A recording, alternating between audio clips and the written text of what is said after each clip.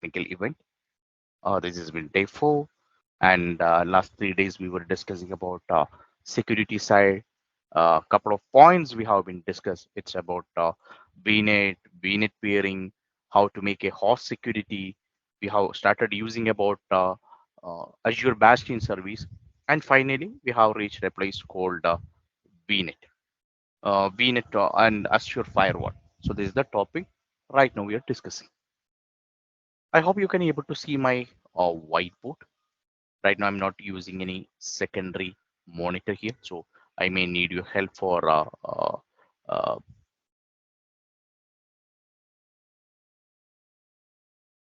look like there was some technical issues happening, so I just thought of like using a single laptop now. So Eric, thank you for confirming. So last day we have concluded the session with a topic called how to make a traffic control inside your organization. So there are two concepts generally we are using for making a communication or a traffic management inside a cloud. First component is known as NSG. Second one is being known as firewall. So these are the two component, or there are two resource generally we are using in a Microsoft Azure. So with the help of that, you can able to do traffic management, or you can able to do filtering of your resource, or in case you want to make any kind of a governance, or in case if you want to do some kind of a restriction on the communication, that you can able to do with the help of a NSG and with the help of Microsoft Azure Firewall.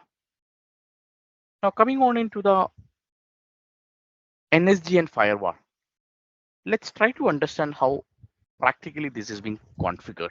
What is the option is been available, or how practically this has been configured in Azure side. So we are discussing that topic. Let's see how this has been practically it's been configured. So NSG stands for, what is the name of NSG? It stands for Network Security Group. This is a free product. You don't need to pay anything for this. Firewall, it's been a price is involved, and it's not a free product. This is basically configured in a VNet level. NSGs generally it's been associated in a subnet level, and it's been associated in a VNet level. So it's been associated in VNet level, and this has been associated in a subnet level. So this point, I hope it's been clear to everyone. Now let's try to do a lab or a simulated lab here, how to use a network security group and how firewall can be implemented. Now let's come back to this topic with a VM. Now the moment when you are trying to create a VM, so I'm trying to create a VM. This is your VM virtual machine inside a cloud. Okay, now there's a simple virtual machine. How generally we have access a VM in a cloud scenario? We were using RDP protocol, right? We used to take a remote desktop, and with the help of that, we were connecting to this VM. If it is a normal on-premises or legacy, we can connect the cable and we can able to local connection. But in this case, in a cloud scenario, we used to connect using RDP protocol. Now let's go to Azure portal now. Give me a second. I'm taking you to Azure portal.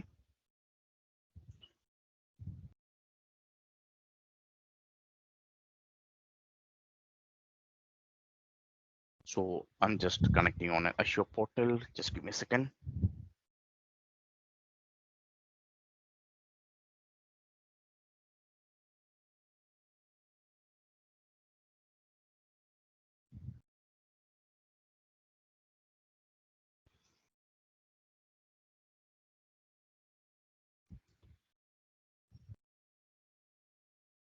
I hope you can able to see the portal now window here.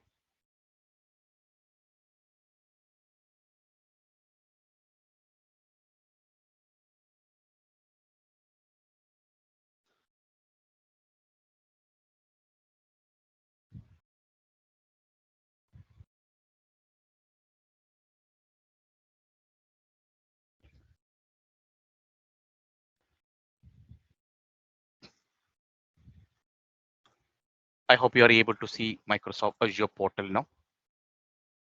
Team, can you just confirm on in the chat? I hope you can able to see Azure portal just now, right? You may be able to see Azure desktop window now, right? There is a Azure desktop Azure portal window you may be able to see right now. Eric, can you just confirm? Yes, thank you. So right now we are trying to create a VM here.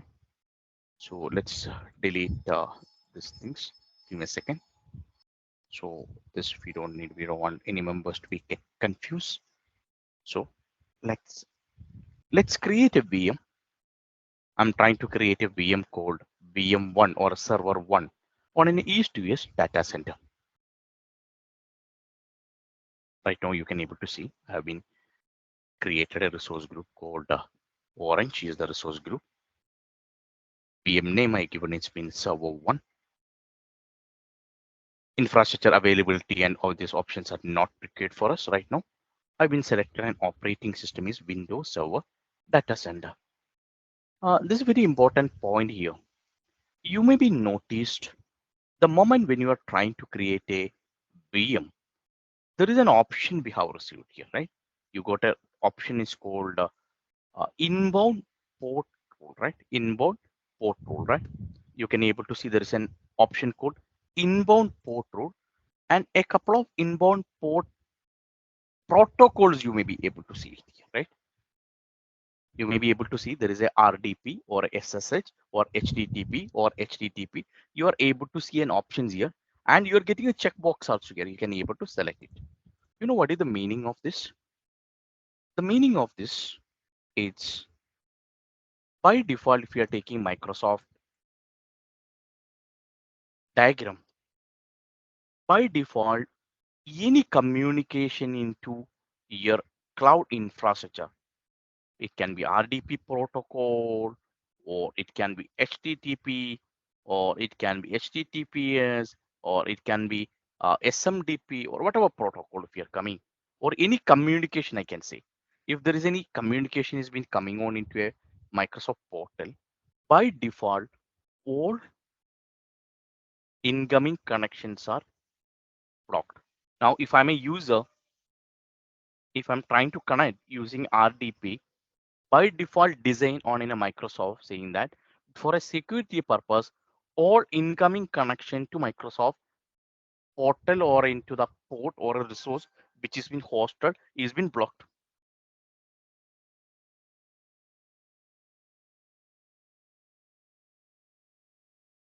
This point has been clear.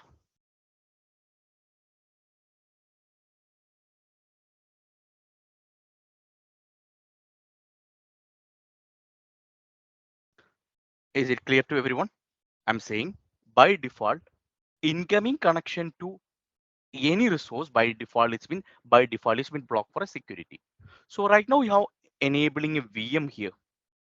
Now I'm just giving a scenario. If you worked on a on-premises or in your local server, if I've implemented a local server, in case if I need to manage the server, uh, I can connect a monitor here and I can manage it here. But right now this server is been hosted in East US data center.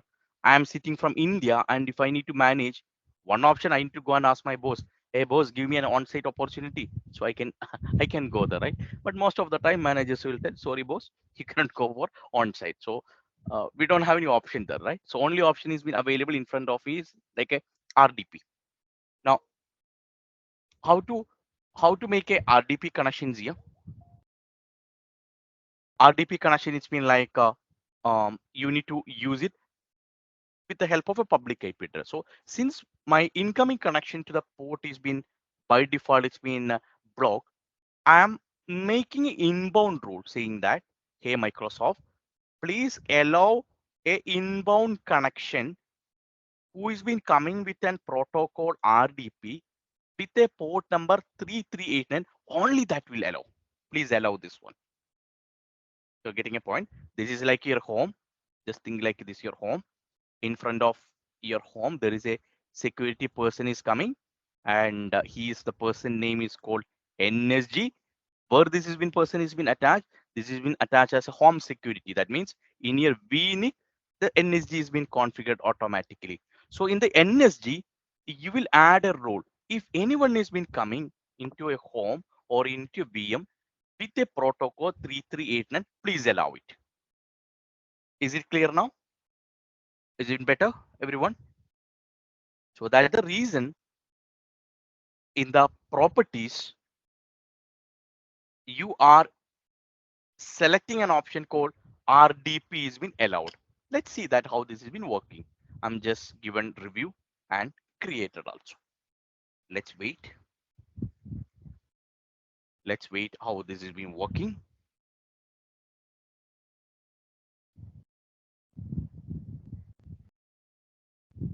I'm just creating a VM. We are trying to discuss about a cloud security component called network security. Created a VM. Let's see practically how this has been working. So the installation has been progress on the notification area.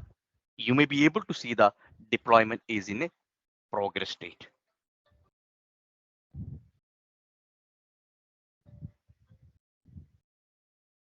So you can able to see deployment is in a progress state.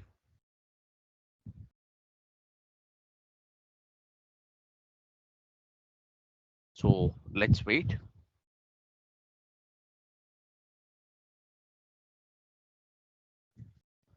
Deployment is in final state. So you can able to see it's been progressing.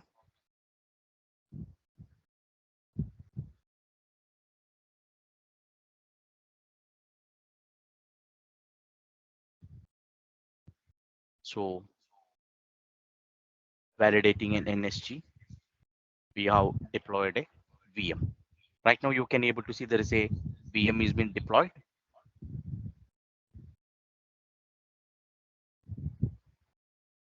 So you can just go to VM. You may be able to see there is a VM has been created, and VM name is VM server 1. That is a name, right? Right now we have been given. And if you go to all resource, you may be able to see along with your VM, there is some dependent resources are created. Network security group is one of the resources being created automatically.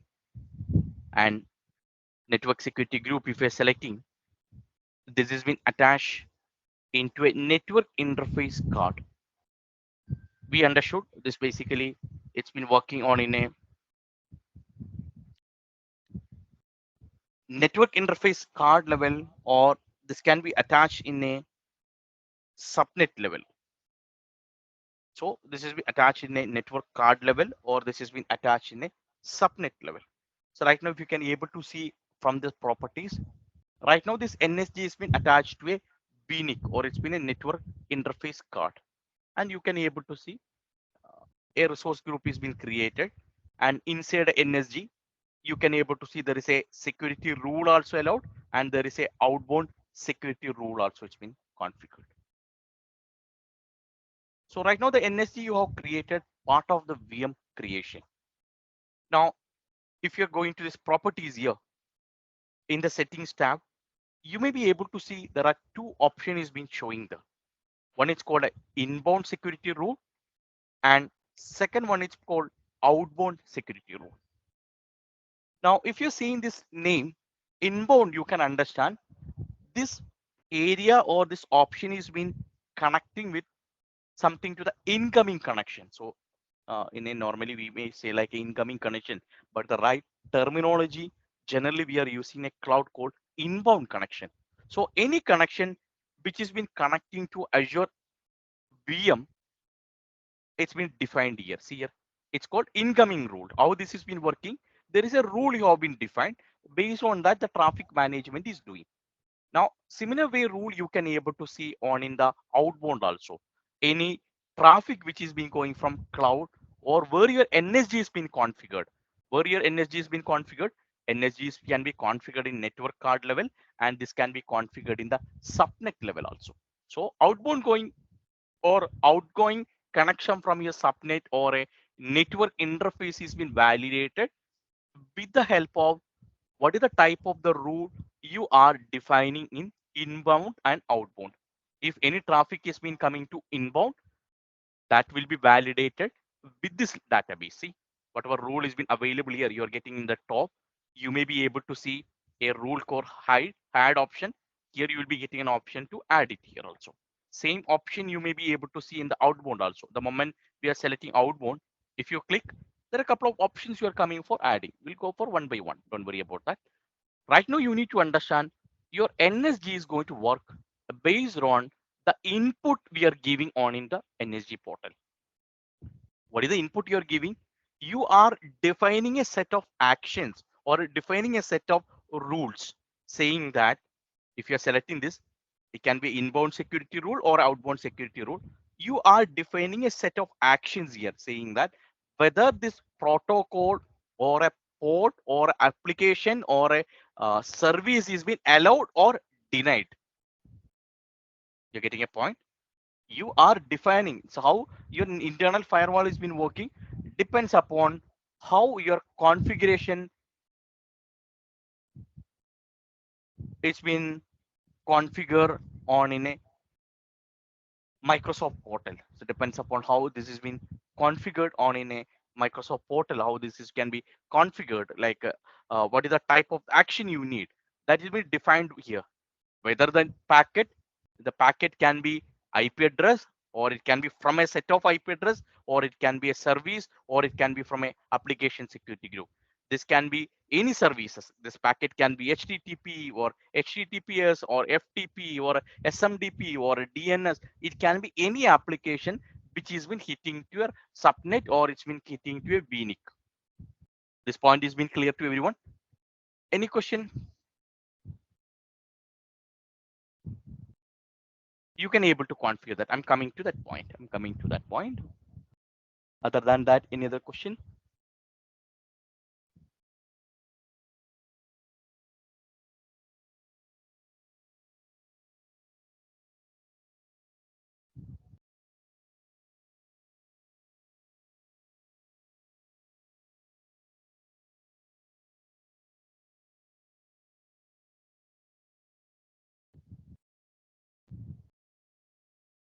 Thank you. Thank you for confirming. Few people has been commented. It's been clear. Okay. Now let's go back to this rule. Right now we understood it's based on the rule it's been working. Right now you can able to see there is a three inbound rule is been configured here, and you can able to see there are three outbound rule also. There is a three inbound rule, and you can able to see there are three outbound rule also. It's been showing here. Now, if you're selecting to inbound rule, you may be able to see there is a rule already defined here. See, RDP is the rule. It's been allowed here. See, saying that RDP is the rule is been allowed. That the reason you are able to take a remote connection to this VM here. Now, if you're seeing a rule, there is a priority number is being given here. You can able to see a priority number. There's 100, 200, and there's a number you can able to see. Whenever you're adding any rule, whether this is on an inbound or if you're adding a rule on an outbound also, the priority has been decided depends upon what is the number you are giving here. So these numbers are always started from 100, and the last number you can able to give here it's been 4096. 4096 is the last number you can able to give. For example, like if I need to add a security rule here, for example, I'm adding a security rule.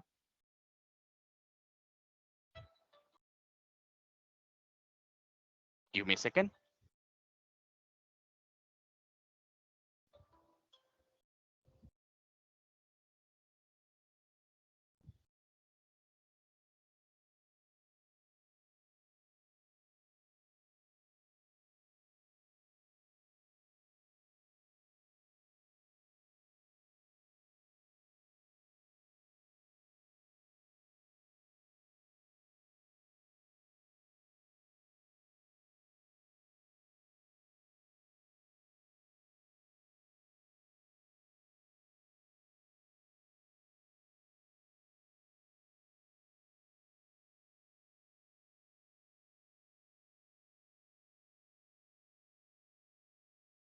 So right now you have you have seen there is a option you are getting here, right? It's called a rule number.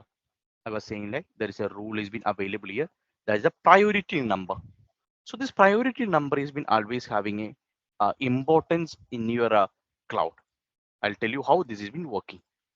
Your priority numbers are starting. I'm just giving a scenario here. Your priority numbers are starting from 100. You have a priority numbers are starting from 100, and this has been ending in 4096. So this rule, any rule if you're adding, you need to give a number like 101, 102, 103, 104, 105. Like this, you will be adding numbers. So the number which is got lowest value, right now the 100 is the lowest number, right? This is always got highest priority. So the number who is having highest value is always having lowest priority. Is it clear? So I'm saying whenever you're adding any rule on NSG, this has been working based on the inbound or outbound rule which you are defining. How this has been working? This has been working based on the priority you are configuring. So you have inbound or outbound rule is available, and with the help of that, it's been working. So there you need to define a rule. Right now you have maybe able to see rule number 300. What is the rule number 300 saying that RDP is allowed. Now, if rule number 301 is coming saying that RDP is not allowed, so this all energy will be attached to a VNIC, right? VNIC energy, this will be attached. So if anyone is been connecting here with an RDP protocol, first it will connect to a VNIC. VNIC will check is there any NSG is configured. He will talk to NSG. NSG, tell me the status of a RDP in our security rule.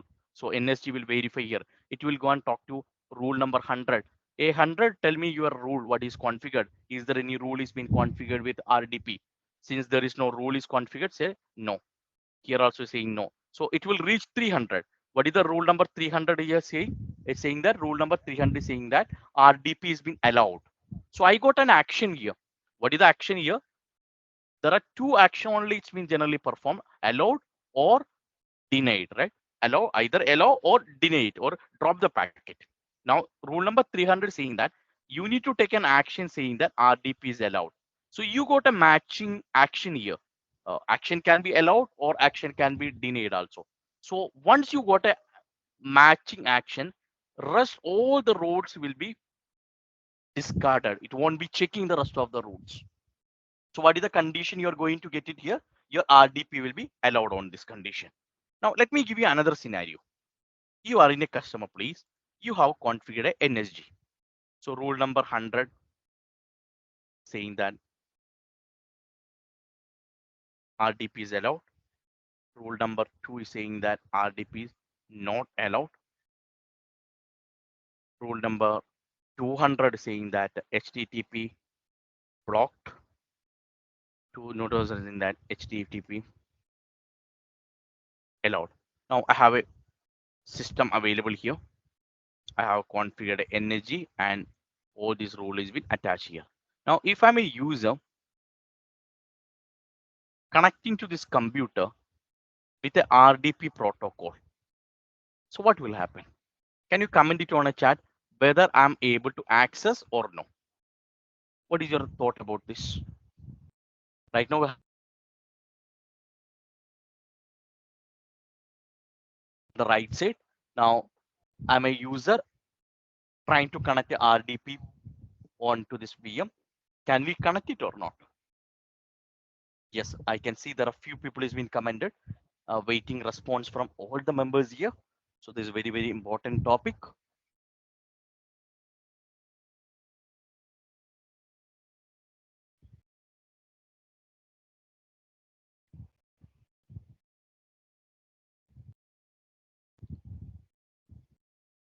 Yes, RDP is allowed. How this is allowed? It will come with a port number RDP and it will come and ask NSG. So rule number 100 itself, we got a matching rule. So rest all things is been not been not lowest priority, Sujit. 100 is got a highest priority. Value is lowest, but the priority has been highest. So I don't need to check all these things. This one is been, yes, 100 is the first priority. Exactly. So 101 is been lowest priority compared to 100. So 100, the highest priority itself, saying that RDP has been allowed.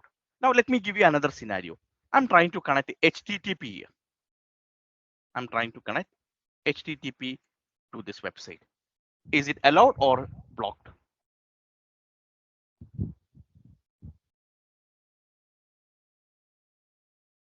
So we are trying to connect HTTP here. Can you comment it on a chat? Are we able to take a HTTP? Why this is HTTP blocking? Because first it will come and check here. 100 is related to RDP. He will tell, sorry boss, I'm not handling RDP rule here. Go and talk to the next rule. It will check here. There is no matching rule. It will go and check to HTTP also. Yes, I got a matching rule saying that block it. So what will happen? HTTP has been blocked. Now I have another scenario. Someone has been trying to use SMDP. Right now there is no rule is happening here, right? So it's verified 100, nothing is here. 1001, nothing is happening. You have a 200, no rule is being configured for SMDP. 201, no rule is being configured. What will happen next? I don't have any rule manually configured here. So what will happen if someone has been trying with the SMDP here? There is no rule available here. Why this has been blocked? Any idea why? So the reason behind that, by default, if you're not manually configured any rule, NSG, as you said, it will block everything. You know how this has been blocking? There is a by default rule you can able to see here. See, there is a by default rule has been automatically created here, saying that whenever in your system,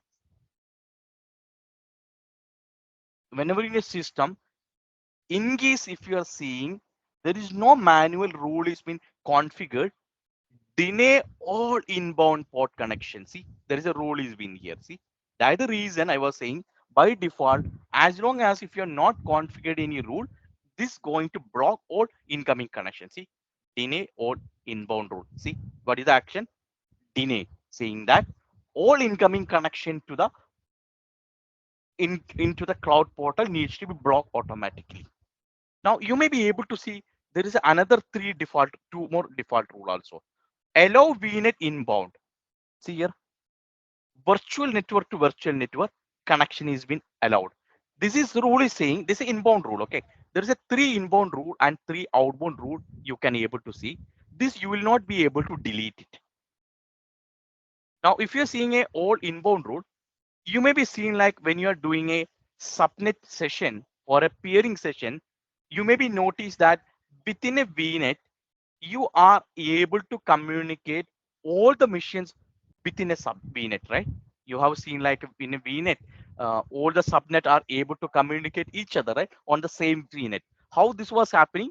Because there was a rule already configured here. Within a virtual network, all computers can able to communicate each other. That's the reason we are able to communicate each other. And there is a default rule has been available to Azure load balancer also. Any communication to Azure load balancer, by default this is being allowed. Now RDP you have been allowed here. See, there is a RDP connection is you are allowed here. So that's the reason you are able to take a RDP connection. Now we'll remove that and we'll see how this can be able to access it. Now, end of this session, you need to understand there is a priority order has been coming to picture. This order has been starting from 100 and this will ending 4096. And there is a 3 default rule also available that basically using for in case if you're not manually configure any rule and that kind of a situation, you can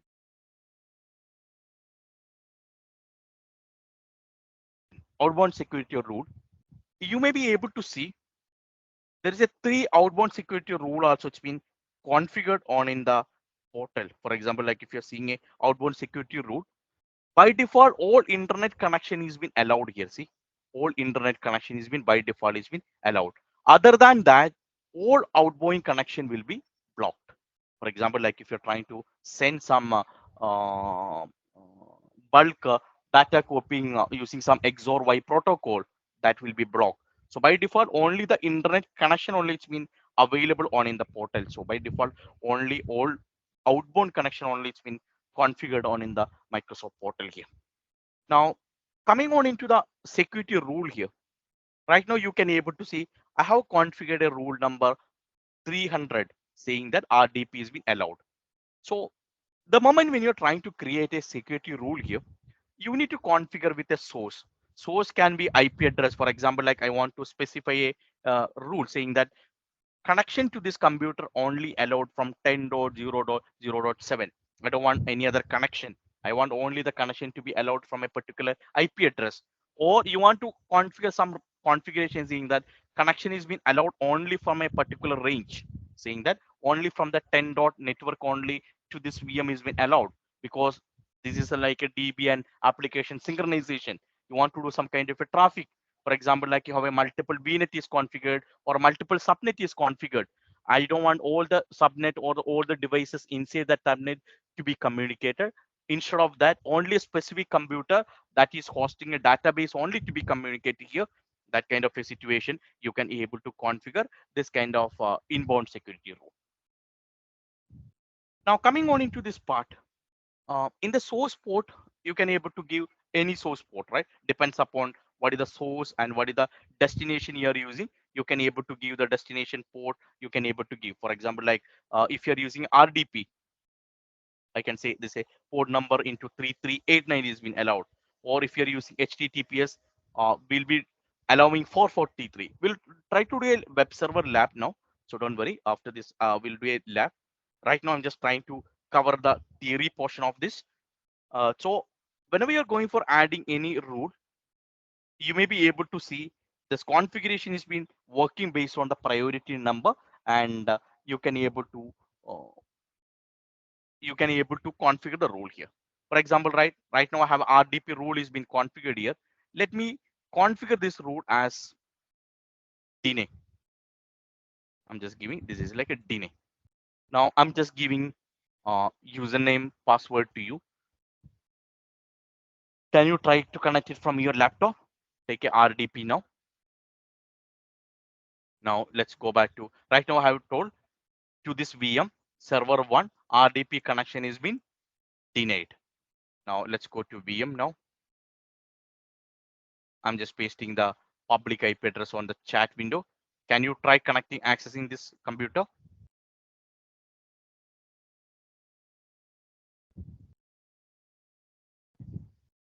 Can you comment it on the chat? Can you try accessing this computer and post your status? Connect an MSTSC or RDP and post the status. Are you able to access?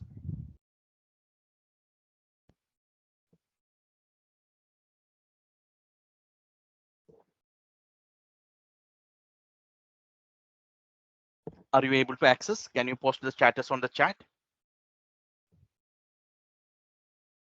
You're not able to access, right? You may be getting an error message. You know what is the reason behind that? Because your packet has been reaching my cloud, but RDP since I've been blocked.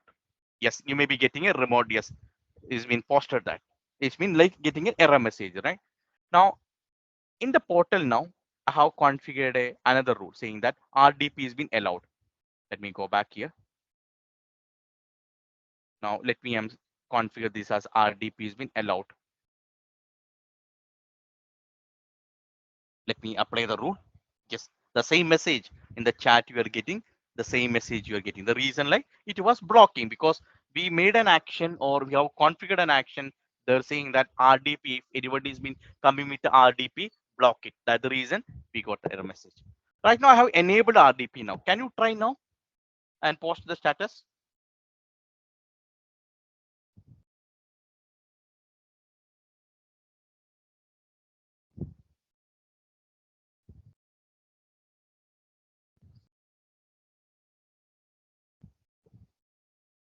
Can you try RDP now? Right now we have enabled a rule in NSG.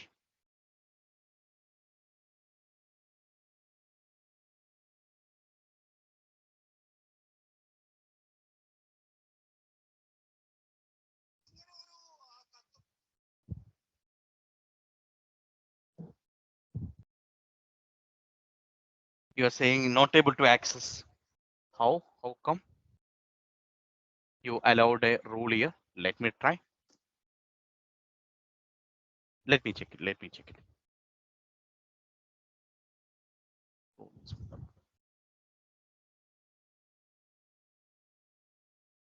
So I'm trying to access here. See, I'm just trying to connect it. I'm able to access. You can able to see here.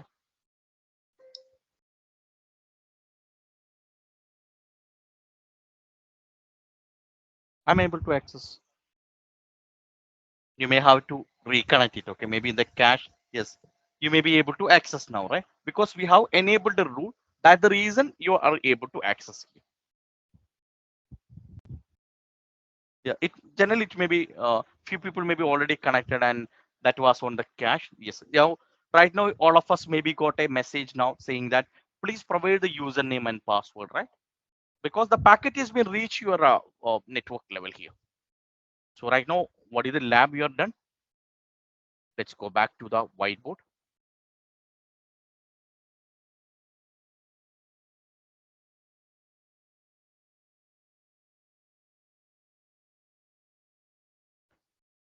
The lab right now we have configured.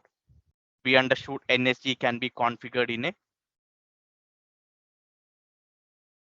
subnet level and can be configured NAZ level. Subnet level rule is currently we have not configured. Only in the NAZ level we have configured here. So right now, if you can able to see here, you have a VM. It's been configured. This VM got a VNIC. This VNIC has been attached to a subnet. Subnet has been attached to a VNet, and this has been attached to a firewall. Now in NSG, you have attached a NSG list here. You created NSG. In NSG, you defined a set of rules saying that rule number 300 RDP is been allowed, and there is no sub NSG has been configured on the subnet. So right now you are sitting here and you are sending a RDP protocol with a public IP address. So firewall will verify, but right now I don't have any RDP rule or I don't have any firewall here. So this is being bypassed. In VNet also nothing is being configured against RDP. So this is also bypassed. Subnet also nothing is been allowed. So this also it's been bypassed. But when it is reached on into a VNIC level, in the VNIC level, you have a NSGs in place, right? You have NSGs in place. So NSG will verify what are the type of the rule is been allowed. So 300 is already allowed. Previously, we have configured DNA. So this has been going back to the system saying that, sorry, boss, I am not able to connect it because in the VNIC level, the security person has been blocking and you are not entering to operating system. Now, right now, the rule number 300 has been allowed. RDP has been allowed. So this will allow you to enter inside this. Concept has been clear. Now I'm giving another scenario. Your RDP has been allowed in the VNIC level. Now you think a scenario like you have configured a NSG in a subnet level. There you are saying like RDP not allowed. Can you tell me in this situation, are we able to access VM or not? We'll see after this break. We'll see, we'll create a break and we'll see another case study is here. In case if the NSG has been configured on top of your VNIC or in top of your subnet, are we able to communicate? So this portion has been clear to everyone, right? This portion has been clear to everyone. This portion NSG creation and config. This portion is clear to everyone. Can you comment it on the chat? If yes, can you comment it? Super. Now we'll take a 5 minutes break. After break, we'll be moving to the NSG part and we'll see how NSGs can be configured on a subnet level and we'll try to create a web server also. Once that is over, we'll moving to the firewall portion. Thank you. Let's take a short 5 minutes break. We need to adjust the time because in between first few hours, few minutes we lost for the technical issue, but we are just trying to sync with the actual plan. That's the reason 10:30 was the break time. So 5 minutes break and come back, then we'll continue as it is.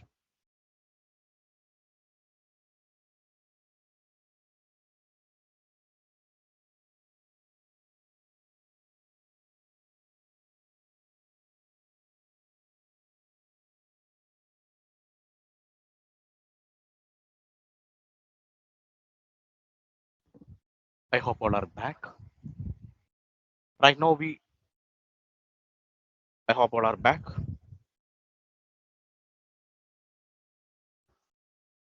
If you're back, requesting you to confirm on in the chat window.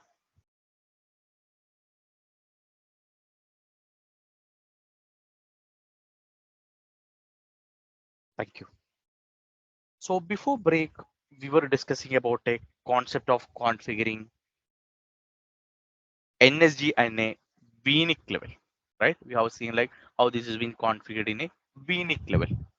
Now let's try to configure a VNIC in a subnet level and try to see whether we are able to access your VM or not.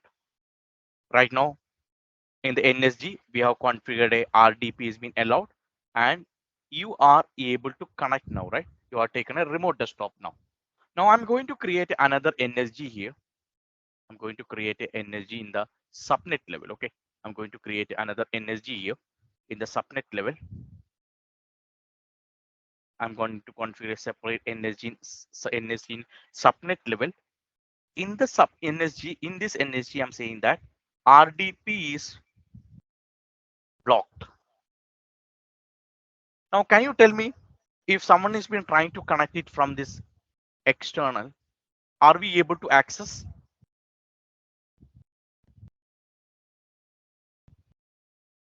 Now I'm a user. I'm trying to connect to VM1 using a RDP protocol. I'm trying to connect to this VM1 using a RDP protocol. What will happen? Am I able to access? Can you comment it on the chat window?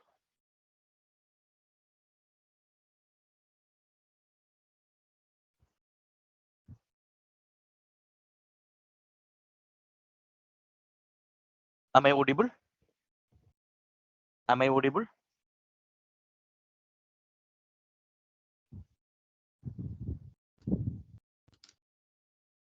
Okay. So one an open question to everyone here. We are planning to configure a RDP rule on an NSG. In the first rule, you have configured a NSG rule saying that 300 is allowed, RDP is allowed on in a VNIC level. Now I'm going to configure another set of rule on in a subnet level saying that RDP is being blocked. Now my question to everyone here is someone or you are trying to connect to my VM now. What will be the status? Are we able to connect or not? If no, what is the reason behind that?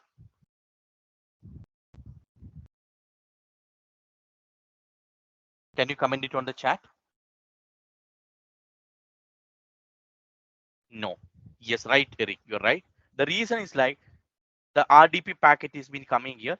In firewall, there is no RDP route, so this will bypass. Yes, now it will come to VNet level. There is no rule is been configured, but in the next layer, it's been there is a rule is been saying that RDP to be blocked. So this will validate this one. Packet will go back from here itself because it won't go and verify here itself.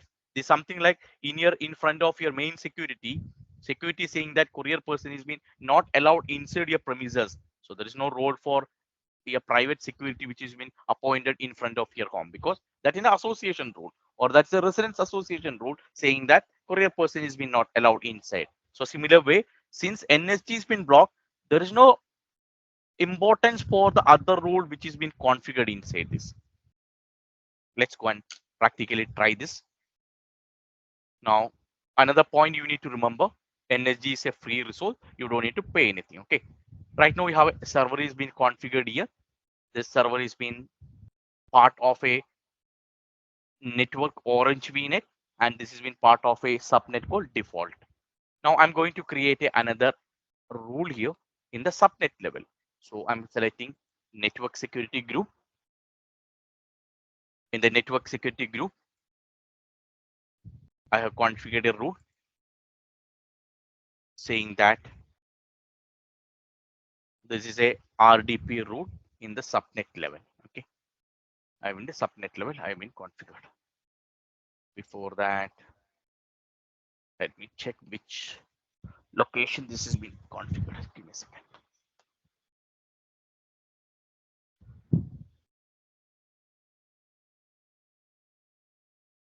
Central US.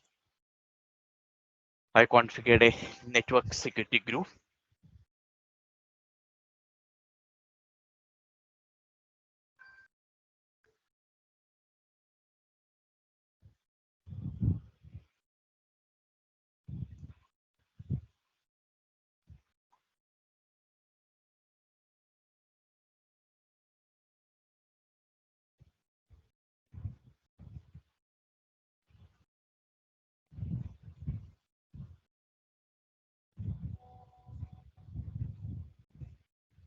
So deployment of NSG has been in progress.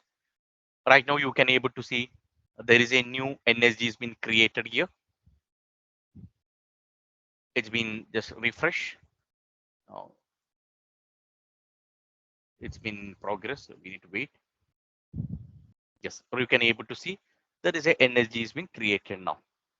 Right now, you can able to see this RDP subnet. So this NSG is already attached to the VNIC level. Now another rule, separate rule I'm associating. So I'm saying that right now this is not associated with anything, right? It's not associated with subnet or it's not associated with any network interface. So right now I'm going and associating this rule into a subnet level. So the right term we are using in a NSG case is like, is not a mapping or not linking. The right word we are using is called associate. The technical term generally we are using is called associate. See, there is an option you will get associate. So you are getting an option like, where do you want to associate this? You want to associate in a network interface level or you want to associate with a subnet level. So I'm saying this route, I'm saying RDP, I'm saying that a block. Right now I'm configuring a rule here saying that RDP block 100 rule number RDP to subnet is been blocked and just added a rule here. So right now rule is been configured. Now this has been not associated anywhere here. See, is not associated to anywhere. So I'm subnet I'm attaching, saying that go and attach to your virtual network orange. Instead of orange, there is a subnet code default attached to that. So what is the rule is saying right now? You can add any number of rules. Okay. Right now I have added only one simple rule saying that deny or inbound connection. So technically what's happening? It's been associated a rule on in the subnet level. Now can you, yes, if you can allow instead of deny, if you give allow Eric, it will allow the VM. Now can you connect RDP to this VM now? The same IP address. Can you try RDP connection to my VM now and post the status on the chat window?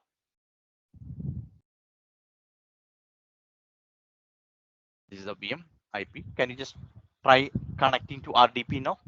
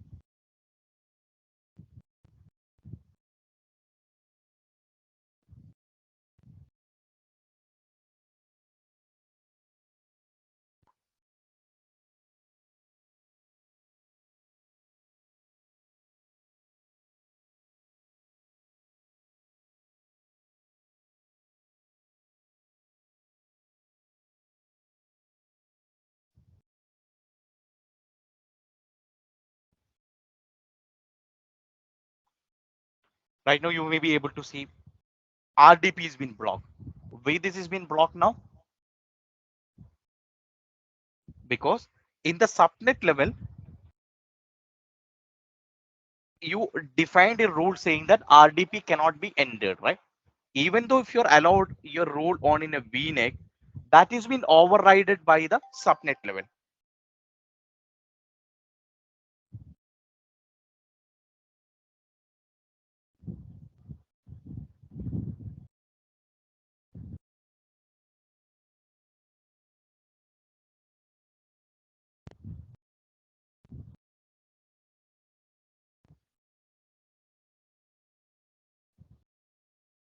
So it's been overridden, right? Now there is another important point you need to remember here. Now this is configured in a subnet level here, right? So right now it's been configured in a subnet level here. Right now I'm taking it to whiteboard. This rule has been blocked in a RDP has been blocked in a subnet level.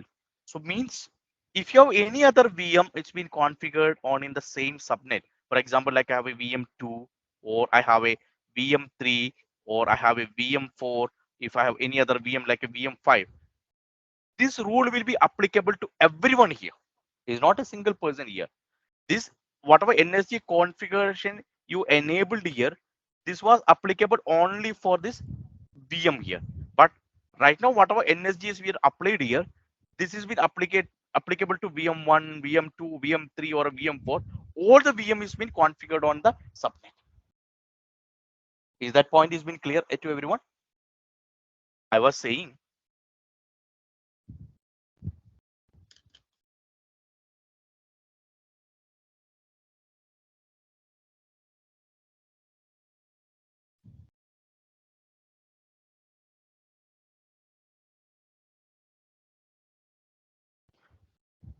if you're taking a structure on in a cloud, you may be having a VNet. Inside a VNet, you have another subnet is been configured.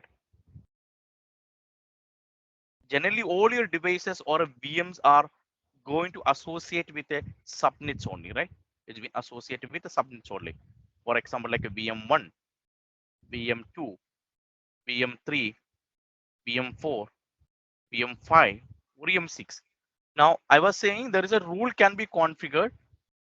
NSG can be configured in the subnet level, or NSG can be applied in an individual VNIC level. Each computer, we can have a different rule based on the customer requirement.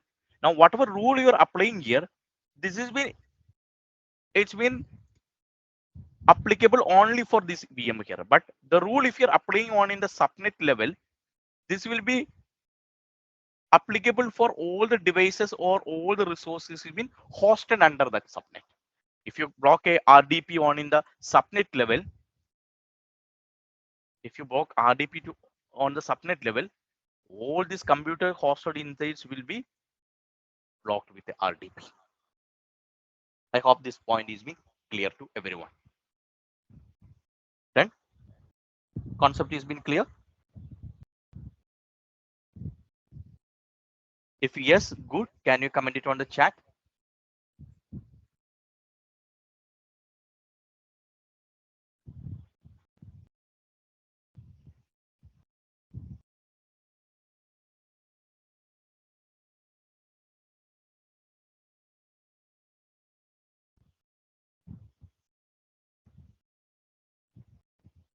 Okay. Now let's try to do another lab here. Now let me create a two. Right now we have tried with a web server here, right? Now let's try to create a two um, subnet here. We'll create a resource group, orange.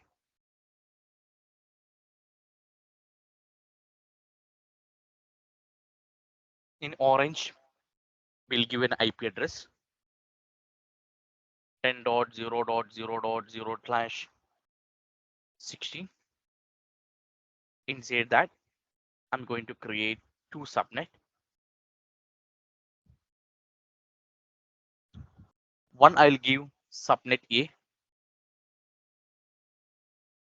10.0.0.0/24. This I'll give subnet B. I'll give 10.0.0.1.0/24.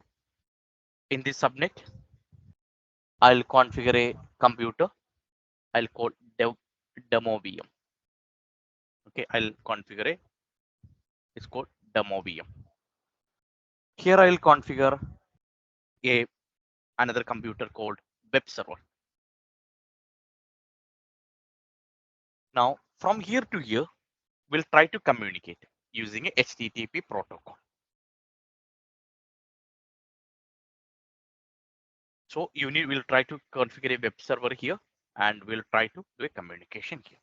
Now Kendi is asking, like, since we are configuring NSG and rule is blocking RDP, so there is no need of disassociating public IP address. NSGs can be one level of network configuration, Kendi. But you need to worry about the second concern still is been there, right? You need to consider Ken about this also, right? You think it's a scenario, you have a 10,000 computer in your organization, all it's been configured with a public IP address. Who will pay this amount?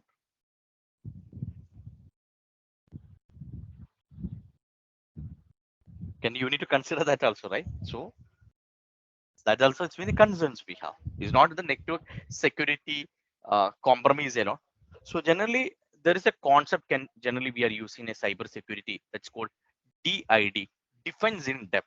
That is the concept generally we are using. Defense in depth. We need to approach day one having shared that screen, right? So we need to give protection in each yes, protection in each layer. So we need to have a security layer, subnet level, VNet.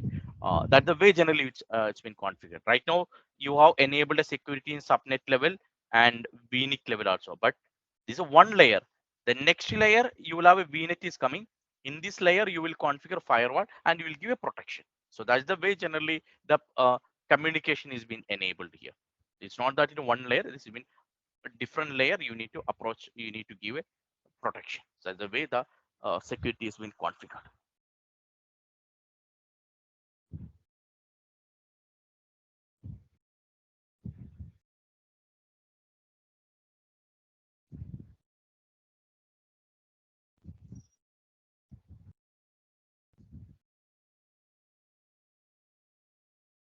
Security is not cheap, you're right.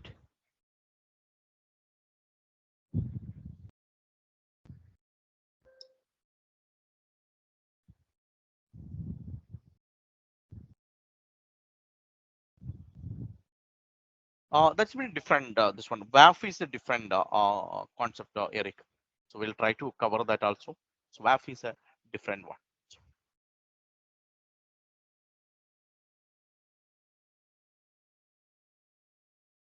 So right now this trying to do two labs here.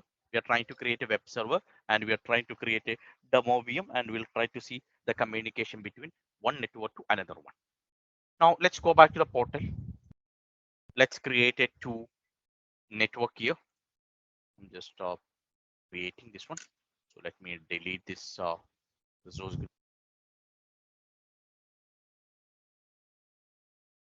case to get confused. Let's take a minute and delete this one.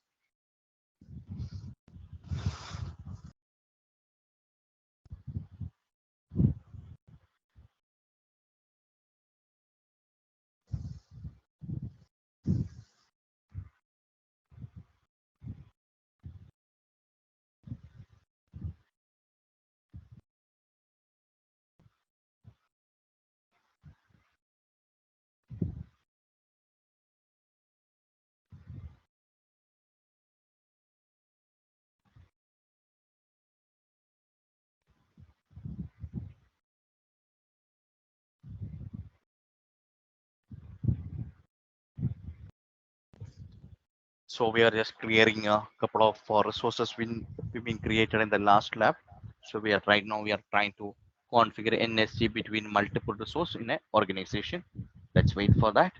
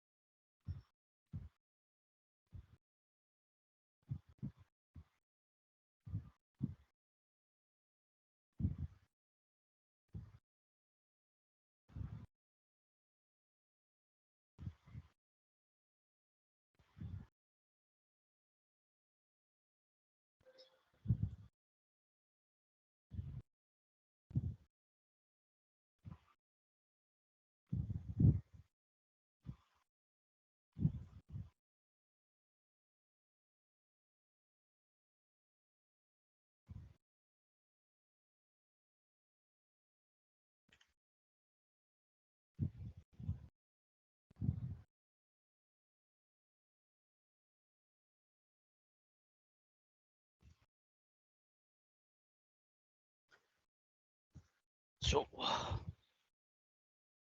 let's wait for this VM to be cleared here.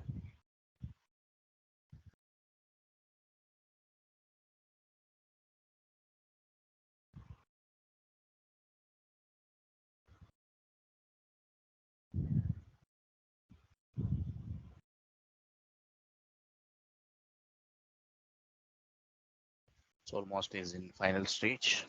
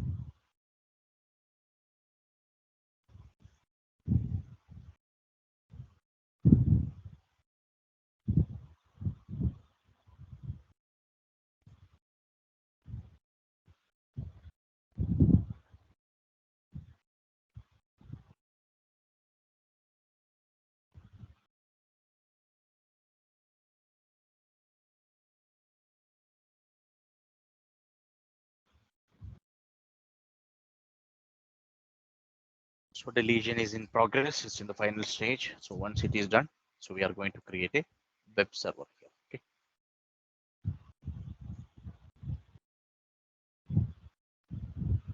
Yes. So deletion of or old resource is being got decommissioned here. So we are trying to create a lab. We are trying to create. So Eric, I'll be sharing a sheet or cheat sheet. I'll be uploading in the group. So uh, protection is been starting from identity onwards, physical security onwards. There is almost 7 layers of protection generally we have. So I'll be sharing you that sheet. So now let me create a resource group here. I'm just creating a resource group called Cloud Batch or Orange. So some name I'm giving for HR department. So HR department have been created East 2 years. I've been created a resource group. Okay, so HR is the resource group I've been created. Now I'm creating a two subnet.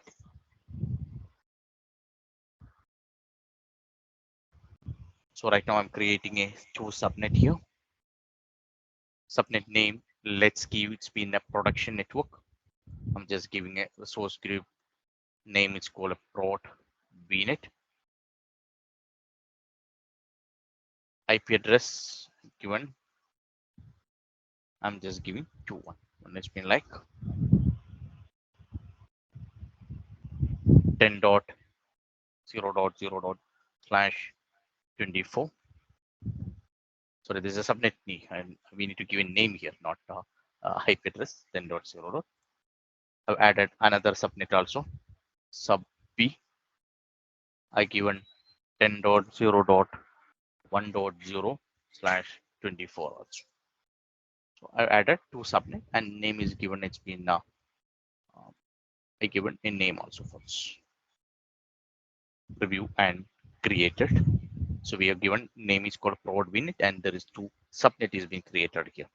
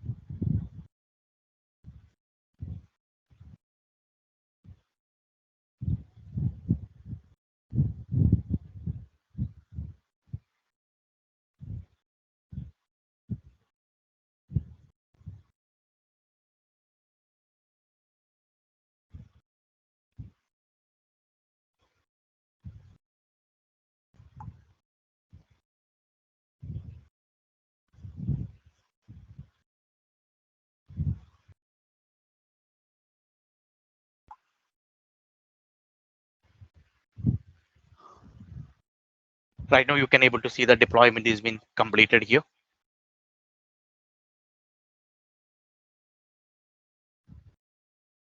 You have a virtual network is being created and you have a production VNet is being created.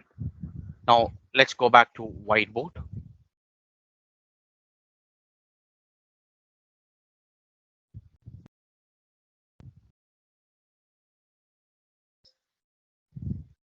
So what is the lab right now we have done? We have created a two subnet here, right? So we have created a two subnet. First, we have created a resource group name is given orange. Sorry, HR is the name we are given. Sorry, HR is the name we are given. HR is the name we are given. In HR, you created a prod VNet. You assign an IP address 10.0.0.0.16. Inside that, you created a two subnet.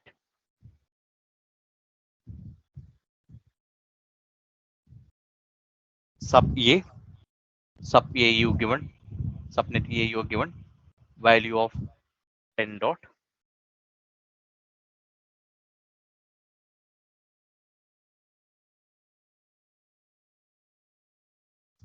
10 dot 0 dot 1 dot slash 24. Now you are deploying two VM here. One is VM1 and you are deploying a web server also here. Okay, this is the lab right now we are doing. So let's create a in sub A you are creating VM1. Okay, that's a demo VM. Now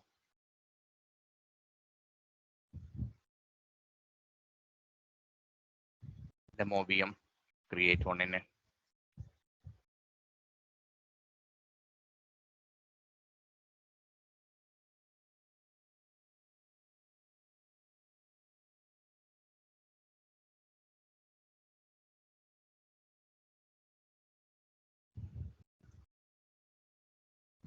HR. I'm giving VM1.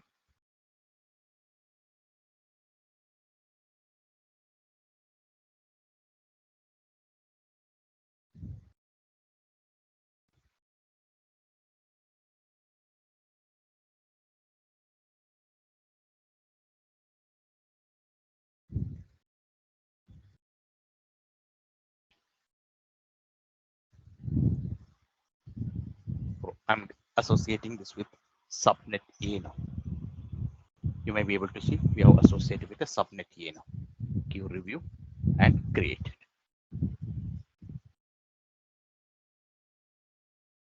So we are associating the subnet level.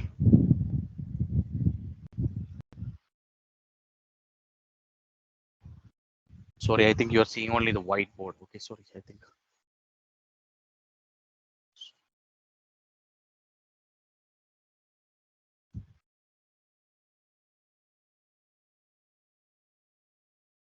So right now we have created a VM here. You can able to see the VM1 VM deployment is in progress.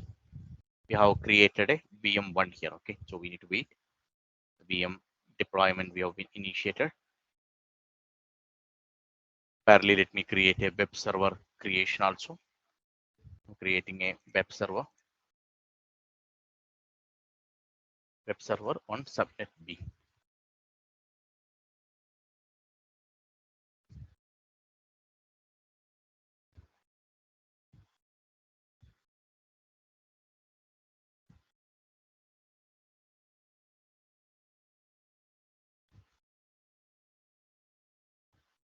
And the subnet B have been given. Okay, subnet B it's been created.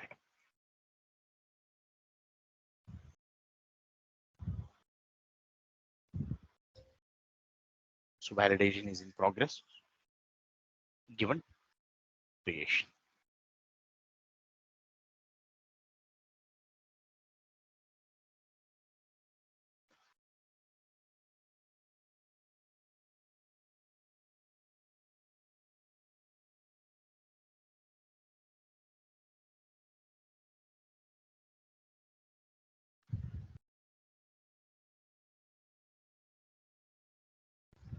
Now let me create the first VM also. VM seems not created, so let's create it. I think VM1 also has been got created yet, so only the web server to be finished. So two VMs are ready now. So web server also we are trying to create it.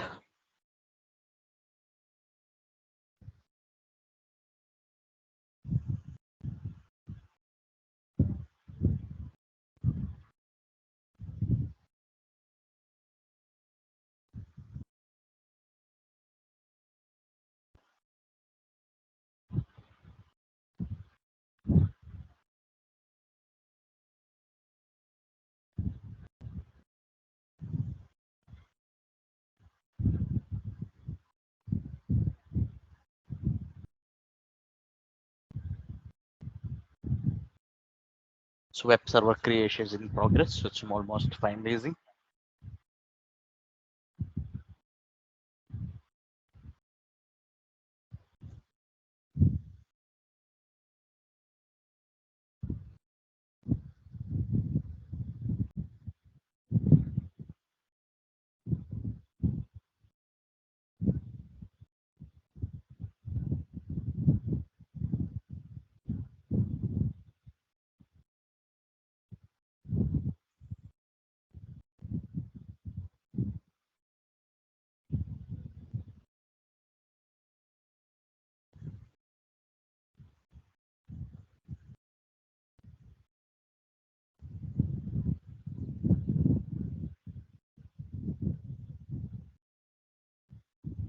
So we are inside the VM. Let me install a website here. Let's install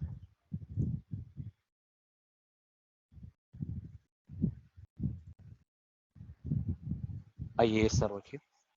IAS is the normal service we generally we are using for creating a websites in Microsoft environment. I mean configured a website here. Next.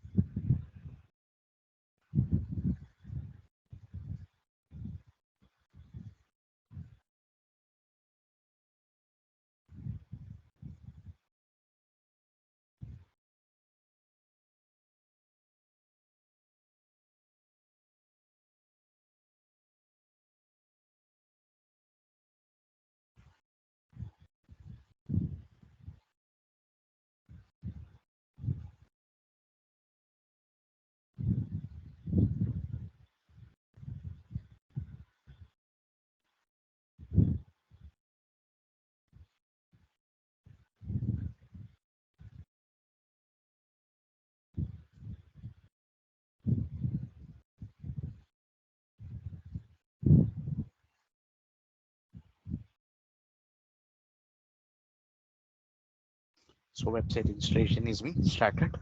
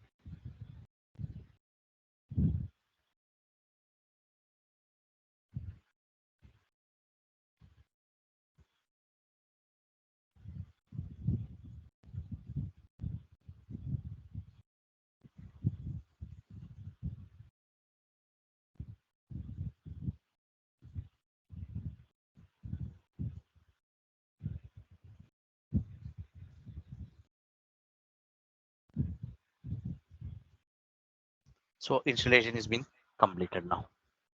Now, if you go to IP address here, IP config, I'm not created any website front page and everything. I just simply install IAS here. Now, if you type it local host here,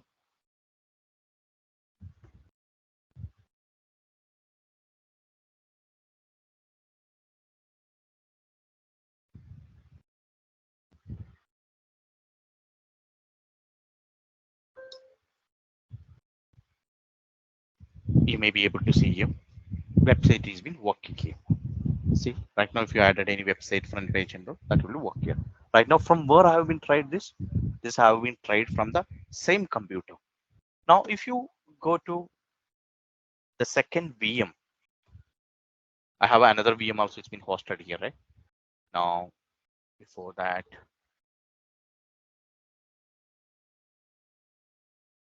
let me disable this firewall. So then try another.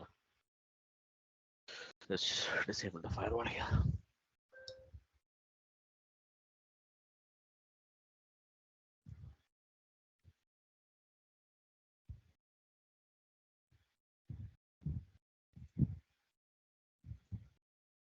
Okay, now go back to the VM1. Now VM1, connect to VM1 now.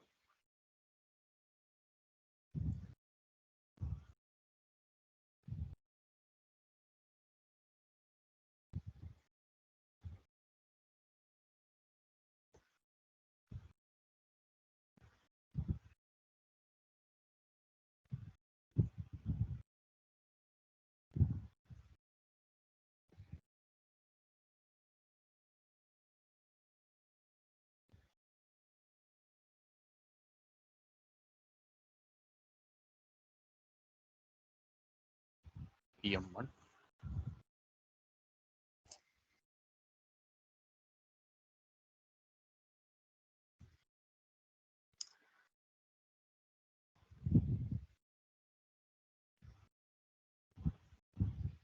So we have connected to VM1.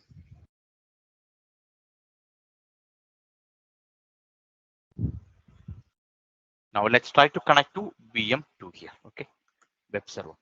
So let's before that, let's go back to whiteboard. So far, what are the actions we have performed? You have configured a resource group. I hope this is being clear to everyone. Then you have configured a VNet. You have configured a web server here. Right now we have validated web server. We are able to access from this subnet, from the local host. You are able to access. Right now I'm sitting on in another subnet. All of us are already aware that one subnet to another subnet by default communication is available. Now from this subnet, I'm trying to access this website. We are trying to find out, are we able to access this website using HTTP or not? This is the lab right now we are doing. So right now we have taken a RDP connection to VM1 and we are trying to connect to the VM2. Okay. So this is the lab right now we are doing. So what is the IP address of web server? Web server IP address is 10.0.1.4. Okay. Now we are inside VM1. Now if you can able to see, host name is VM1. If you try to connect to VM2, 10.0.1.4, you are able to communicate, right? You are able to, ICMP has been allowed. That's by default within a subnet is been allowed. But the moment when you are trying to connect it using a web server, what is the status? If you're trying to connect it to that website there,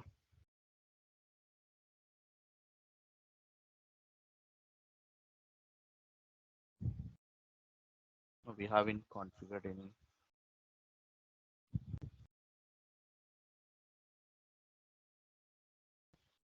This is a VM1, right?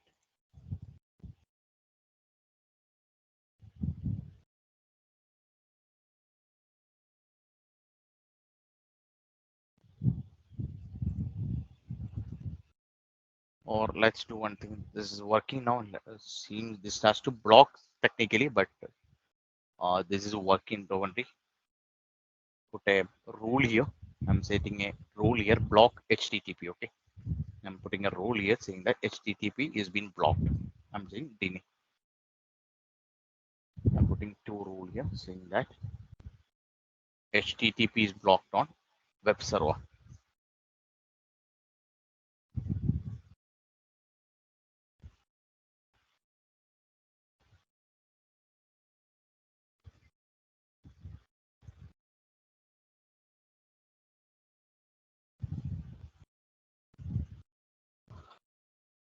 So technically, this will not connect it because this both are on in different subnet.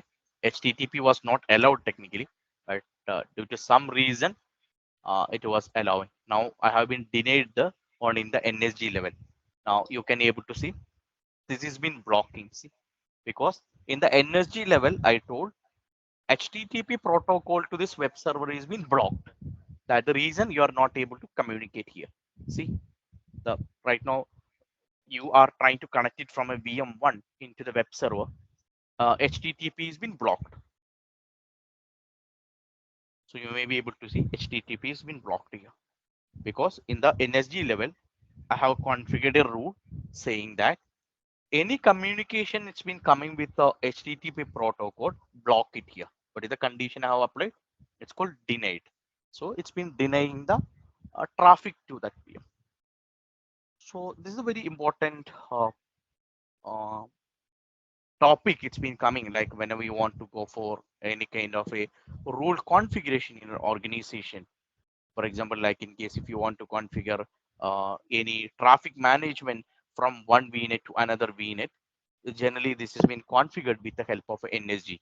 The reason we are bringing a NSG into the picture, because by default subnet to subnet communication is being enabled, and you need to ensure that the communication or the uh, traffic between one subnet to another subnet is been always traveling through a internal firewall.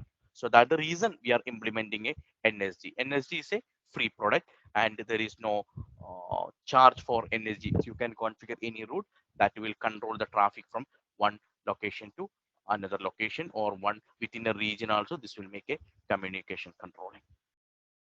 So any question on the NSG part? End of this session, you need to understand with the help of the NSG, you are able to make a communication or a traffic control on an organization. Team, any doubt any from anyone? If you are comfortable with this topic, request you to comment it on the chat window.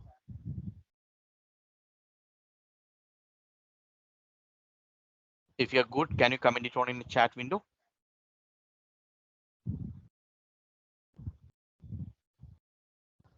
So thank you. Next topic, if your this is topic has been clear, next topic is going to be Azure Firewall. How to do a website building, how to block website, how to control the traffic on in using a Azure Firewall. So we are going to discuss the next topic called Azure Firewall. I hope this has been good. So only 4 members only commented, waiting the rest of the members also post your view on this topic. How are you comfortable with this one? Are you confident to handle this service? If yes, put it in a comment on the chat.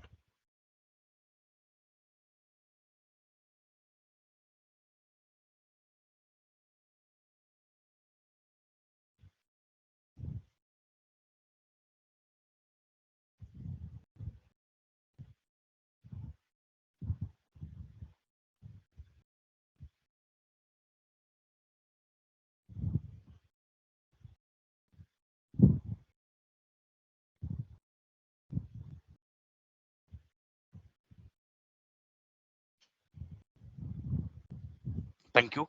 So let's take a break and come back. And after a break, we'll be moving about a topic called Microsoft Azure Firewall, how firewall can be configured in the organization and uh, how this can be used for controlling a traffic from an external world.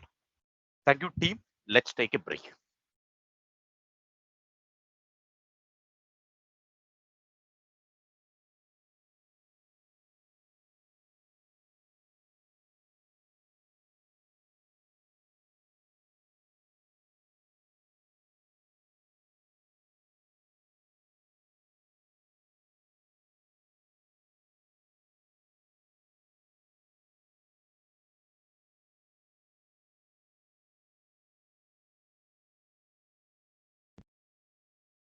Sorry, I was talking on mute. So welcome back everyone. Before break, we were discussing about a topic called NSG. We understood how NSG is being can be used in a cloud infrastructure for making a traffic control between a subnet or in a within a VNIC also. So next topic we are considering today, it's called Microsoft Azure Firewall. How firewall can be implemented inside your organization, and with the help of a firewall, how you can able to make the traffic management from inside or outside your network.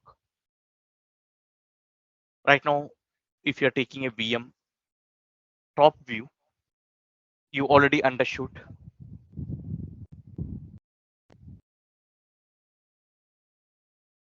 you have a VNIC has been created automatically. If in case if you have created a VM, there is a VNIC has been attached. VNIC has been attached to subnet. Subnet has been attached to VNet. Right now we have learned in the VNIC level or in the subnet level, you have a NSG can be configured, right? Here you can able to configure NSG. Here you can able to configure NSG. So with the help of that, you are able to make a traffic control. Now we are trying to see how traffic control can be enabled in a VNet level. In case if you want to make any kind of a traffic management on in a VNet level, how this has been possible, because you may be having a multiple VNet, it's been available inside in an organization. This has been connecting to external world. Now any traffic which has been coming from an external world or outside a network, there are multiple scenario it will come. One, it's been like you may be having a network is coming from internet. This is the one scenario. And I have another scenario. I have a on-premises data center is being hosted. I have a on-premises DC is being hosted in my organization. I may have to connect on-premises DC to here. So on-premises packet also will come to my cloud infrastructure. So any traffic which is been coming from on-premises, any traffic coming from external world, or any traffic or any individual user is been connecting to your cloud infrastructure needs to be validated. So who is doing this job? This has been done by a service inside a Microsoft called Firewall. So Firewall is a resource which has been available on in a Microsoft portal. Now, if you go to Microsoft portal, you may be able to see this resource has been configured here. So you can able to see.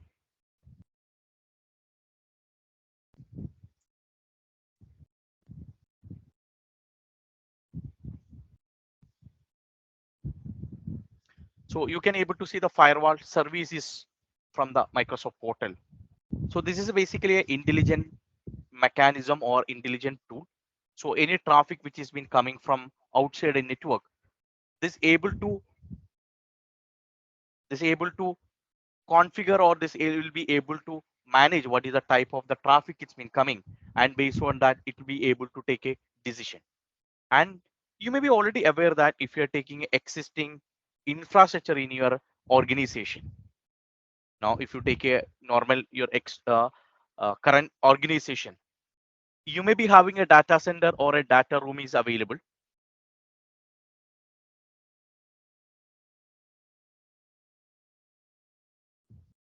You may be having a number of servers, router, or switches, workstation, everything is being connected in the data center.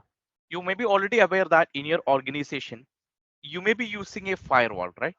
So this firewall can be hardware based, or this can be appliance based, or this can be a software based. So with the help of that, in a data room or a data center scenario, we were doing all the traffic management or a network monitoring or a security. Now, when it is coming on in a cloud side, how this is being enabled? So this right now we understood this is being enabled with the help of a service called firewall. So with the help of a firewall, there is a service is being available. This is Azure Firewall. It's been you can enable a Azure Firewall on in a Microsoft portal. This is not a free product, similar like your NSG. There is a cost is involved. One option you can able to use Microsoft Azure Firewall, or you can able to implement third-party product as well. For example, like you have a Sophos or a 48 or any other firewall product, if you want to implement, that also is possible. Now, if you want to use any third-party product, you can able to go to um, marketplace. In the marketplace, you will be able to see there is a many firewall products are available here. You can able to see there is a firewall products are available where you can able to see Sophos or a WAF or a Colis or a firewall assistant. There are many products you may be able to see here. So either you can able to go for any of these product, or you can able to configure anything with the Microsoft Azure firewall also. So you have an option, or you're getting a flexibility to configure third party product, and or you can able to configure with the help of a Microsoft Azure firewall also. Now coming on into Microsoft Azure firewall, as I said, this is working as in a pay as you go model. So these are working as a pay as you go model. It's based on the consumption, or based on the how much data you are being transferring inbound or outbound. You need to pay the money to Microsoft. Second thing, this generally configure in a hub and spoke model. Let me take a give me a second. Let me share a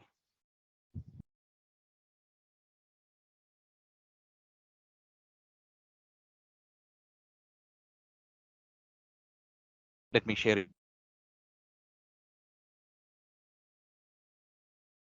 It's maybe easy, so just give me a second.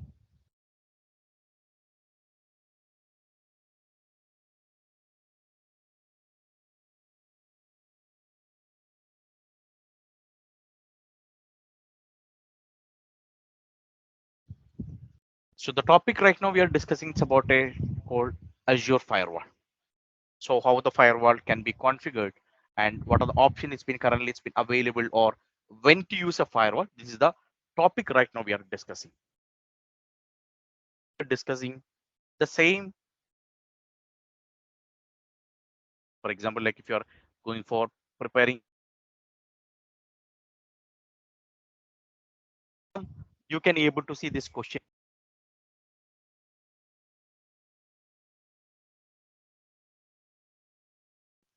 Exam, there are few topic is being put on the firewall side. So we'll try to understand.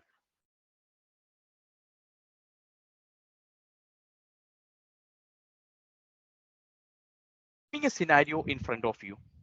You are working for an organization that have many branch, like a different department. This means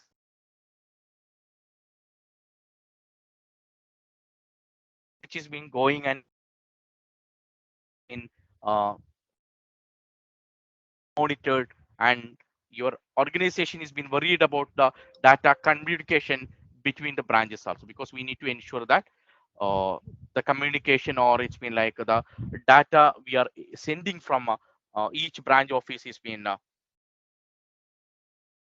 it's been properly it's been monitored also. So that is a way that traffic is been it's been managed here. Now for that, generally it's been configured a concept called Azure Firewall. So with the help of a Azure Firewall, the traffic, or the with the help of a Microsoft portal, generally this traffic management is being done. Now let's try to understand how this is being configured. Now, if you're taking an existing infrastructure scenario, right now whatever screen you are able to see on in the portal,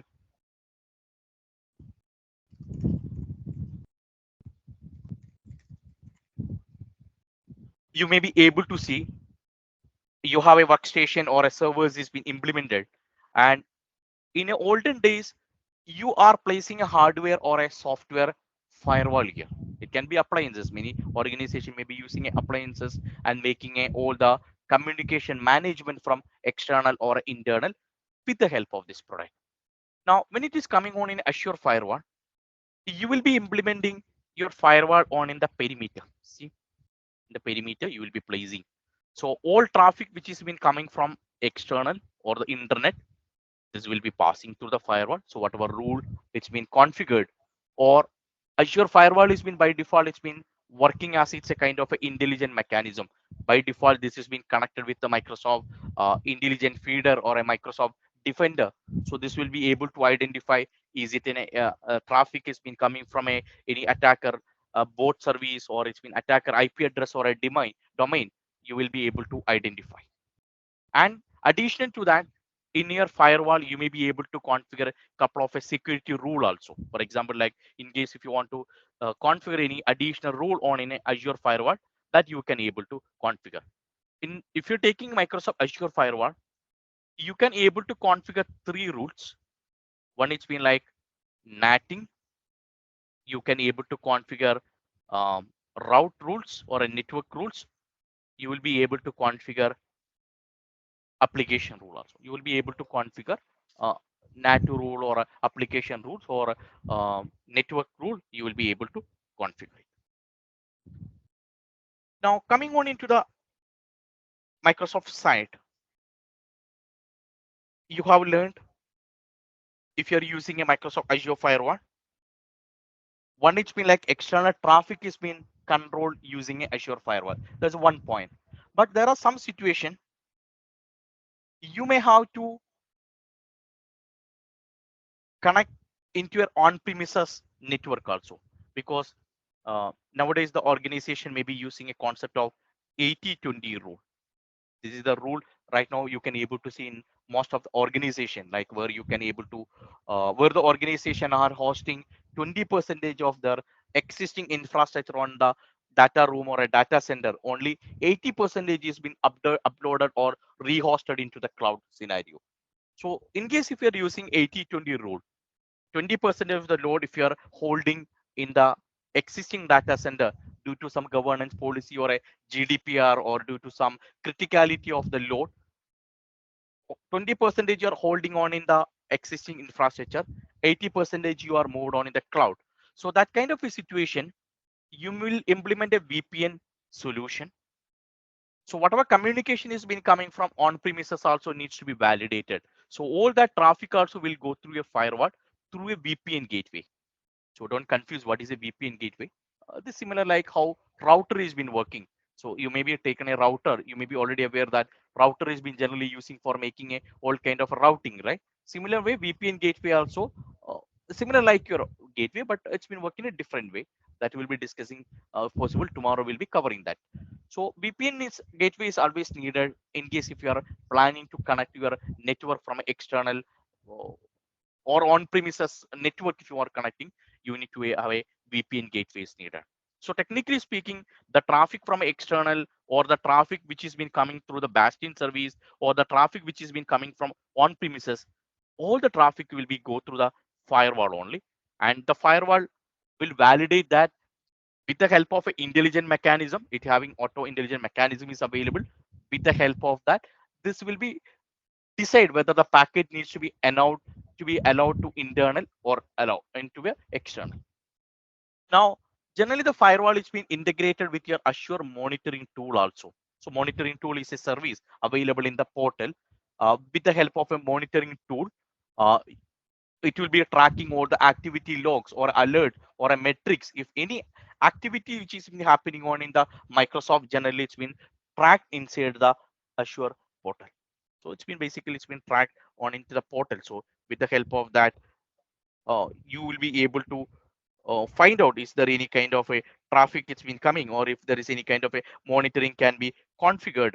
This has been generally validated in the firewall level. So the firewall will validate that.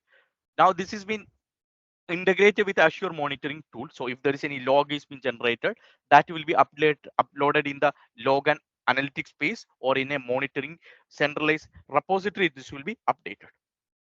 Now, additional to that, your Azure firewall is being configured in the VNet level. So whatever VNet you have, by default, this will be configured in the uh, centralized or a hub mode. It will be working.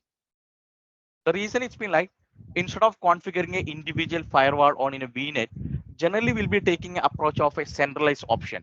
So all your VNet that will be acting like a spoke, and your firewall is generally known as a hub. It's a hub and spoke. You maybe heard about a concept of hub and spoke method.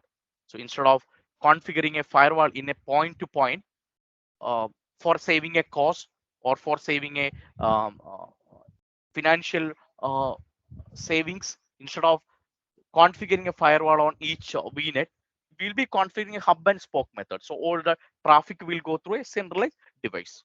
Now, you may be getting a question, is there any kind of a load balance or is there any additional configuration do we need to do it on in a firewall level? You don't need to enable any kind of a availability, because by default, there is no extra load balancers are required to configure from our side. This has been completely managed from the Microsoft.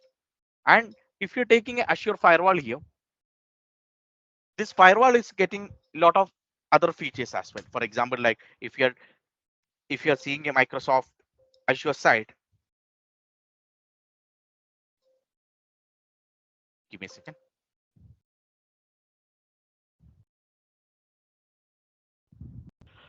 This will by default, it's been supported a couple of features on in the Microsoft portal. It's been like by default, as I said, you don't need to go for any kind of additional uh, configurations or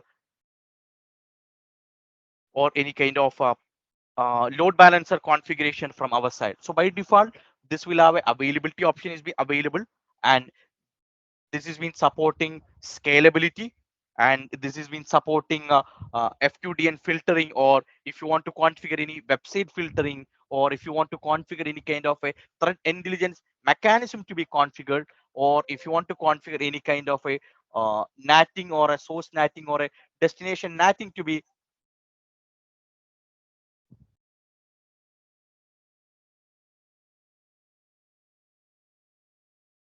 So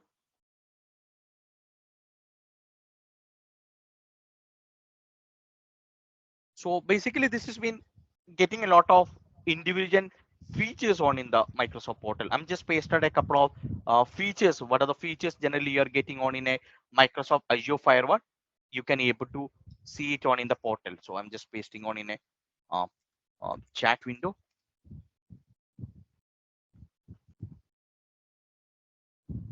So these are the few features you are getting by default here. So in case if you're able to see, built-in availability is the one of the feature. I'll do one thing. I'll share all these features on in the WhatsApp group, so you can able to.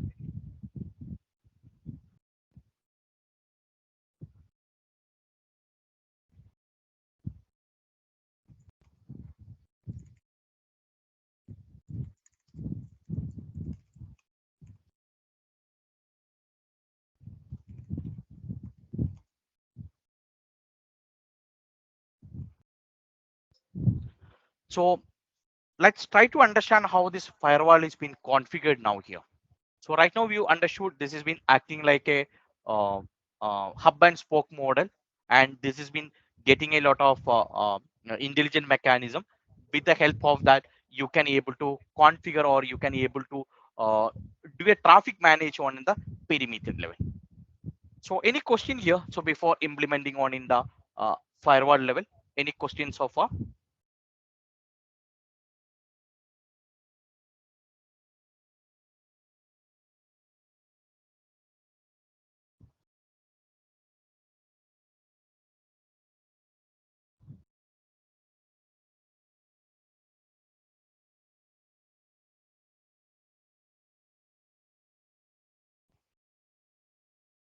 Let's try to implement a firewall next.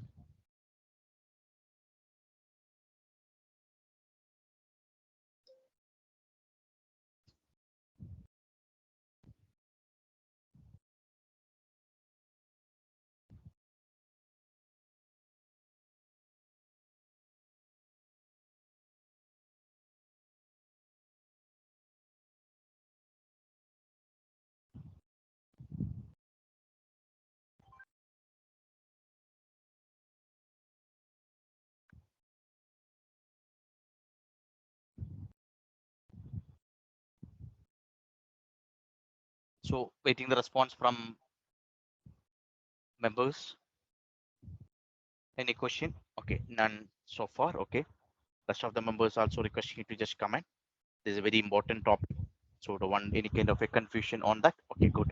So now right now let's implement a firewall here. So right now we understood this has been configuring in a perimeter level. So with the help of a firewall, we understood you can able to configure website filtering. You can able to make, for example, like in your organization, you want to block youtube.com or a facebook.com or a gmail.com or some website needs to be blocked. Let's see how this can be configured. Now I'm implementing a firewall. Implementing a firewall has been very simple. You need to just go to the portal and select an option called firewall. Now, when you're implementing a firewall,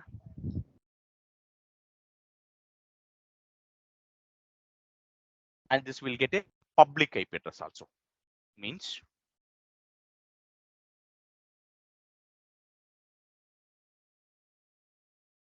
if you go to a whiteboard in your organization, if you are implementing a firewall,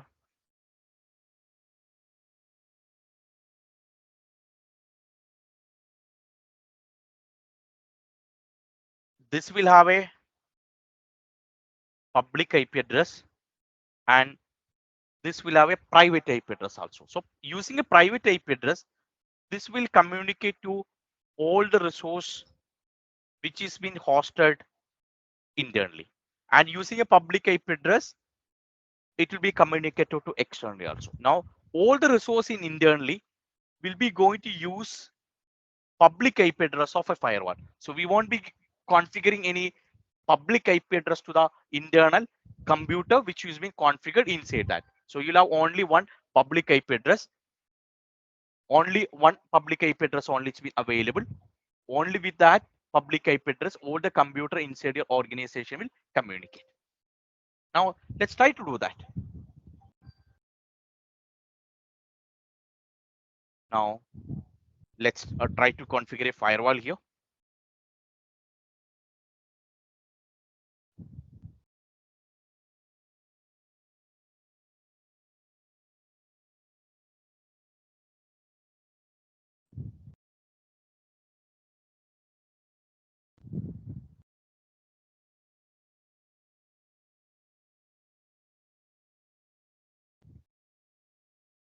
Now I'm enabling a firewall service here. Let's go to the portal. We are inside a Microsoft Azure portal now. I have selected a firewall option. Let's create a firewall.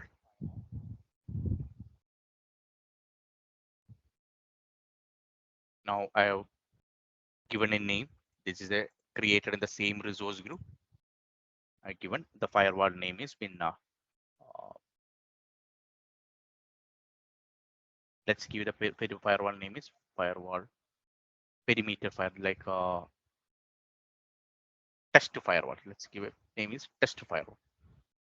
So the same location where your resource group is being created. Before that, let's delete this resource group. Okay. So I don't want you guys to get confused because we have a few VM is being configured there, right?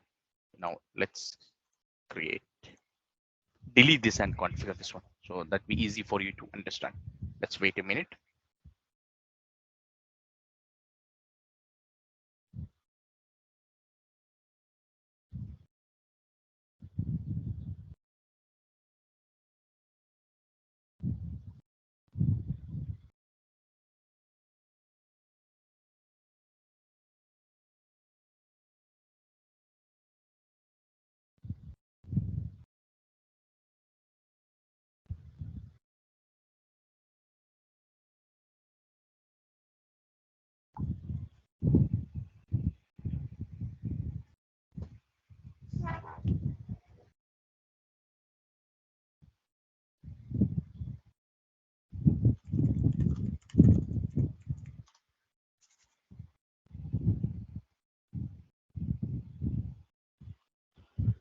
Right now, just clearing the resource group.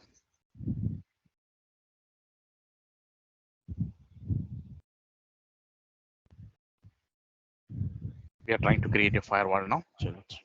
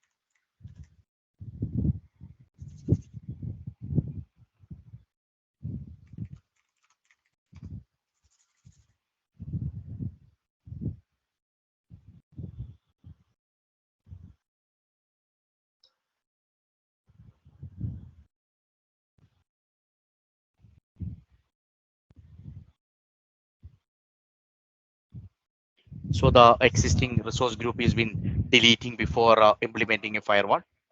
So let's wait.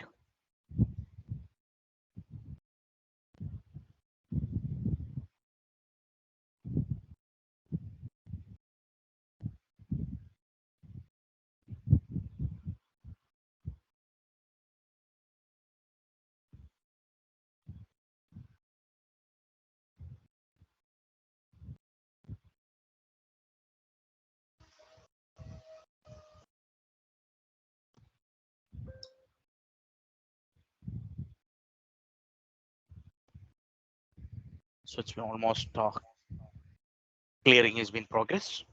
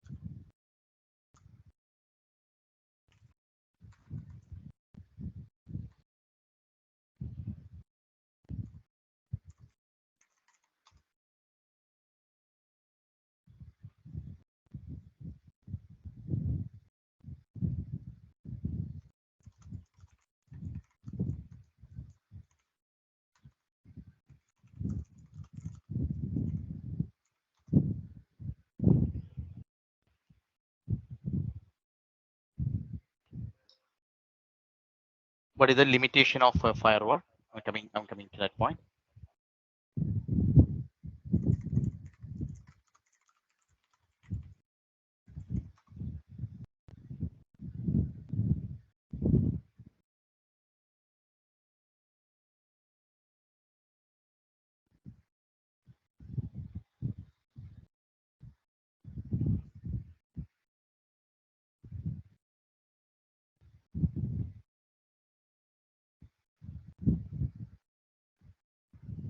Limitations, pros and cons I'll be posting. Yes, right now the firewall is being configured here. So limitation I'll be sharing you soon. So don't worry. So just let's implement the firewall first. Then we'll go for that. Maximum VM which you can able to configure. This completely depends upon Chambika what is the subscription you're using. In each region, if you go to a subscription,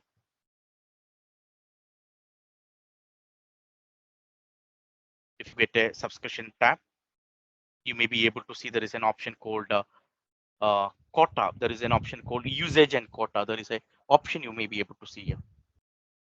Now, if you select a usage and quota, you may be able to see a details about the limitation and what is the maximum number which you can able to create. So all the resource details you may be able to get it from here. For example, like if you selected a compute, here you can able to select region. For example, like right now, if you can able to see using my account in East US data center, current my free account are eligible to create 25,000 VMs.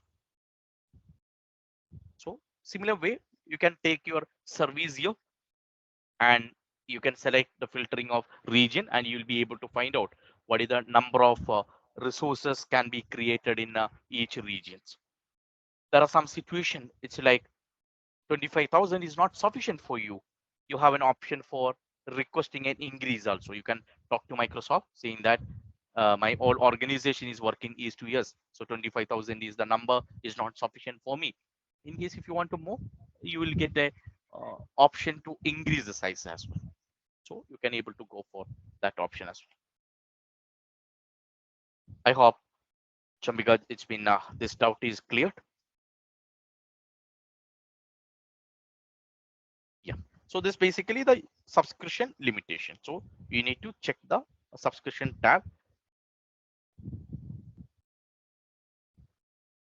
You can able to see it from there. Now coming on into the firewall installation. Let's create a firewall here. I'm implementing a firewall. We have created in a firewall in the East US data center. So right now we don't have any resource group. I'm just giving like a cloud batch. I'm just creating a firewall. Name I'm given, it's a test firewall.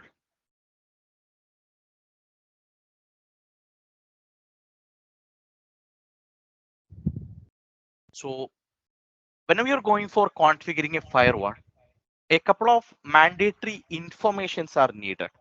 One, you need to have a network to be in place. Right now, I don't have any network is been created here.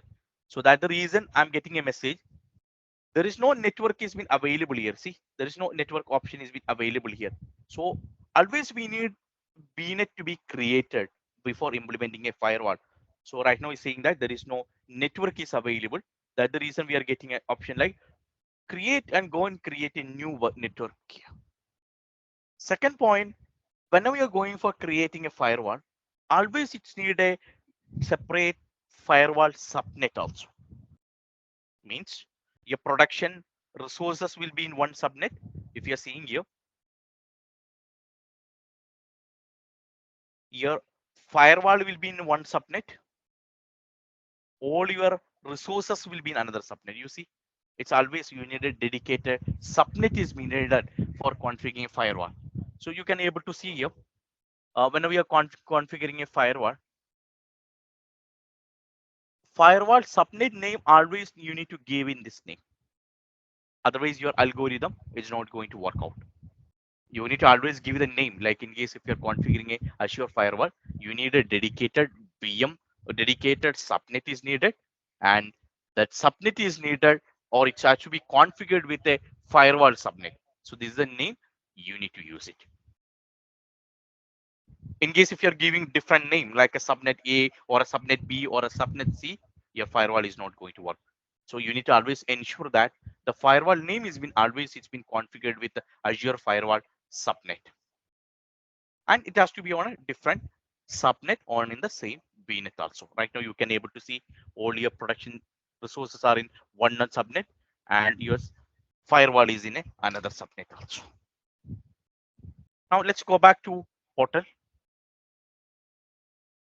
Right now we don't have any VNet here, so let me create a VNet first. I'm creating a VNet.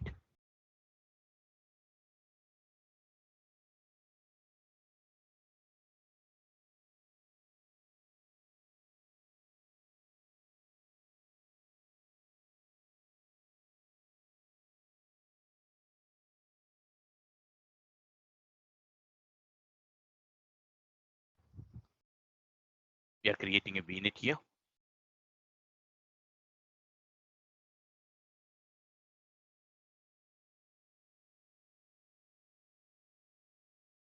It's called prod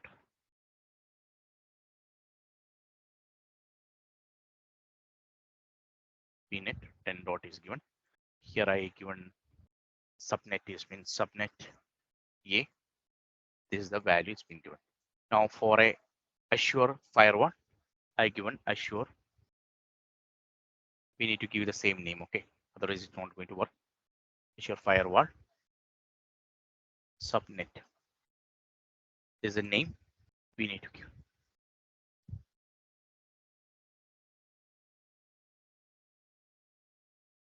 So we have created a separate subnet for your Azure firewall. You can able to see the name we are given in a specified format, Azure firewall subnet.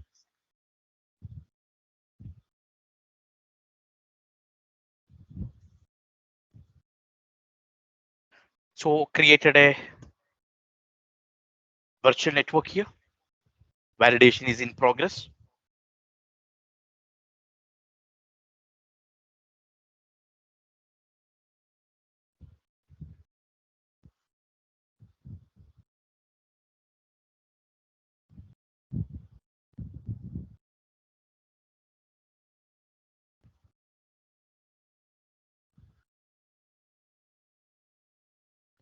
So validation has been done.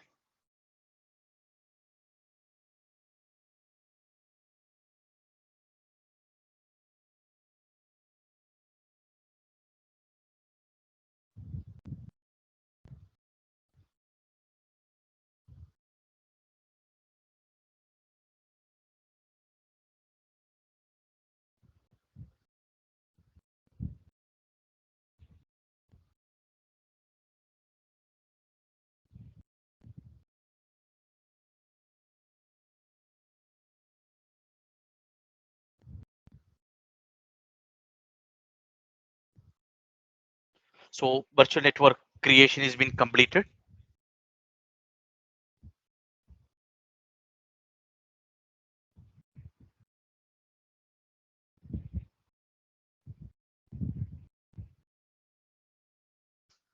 Now go to firewall, create a firewall now. I've been created a firewall, name given test firewall.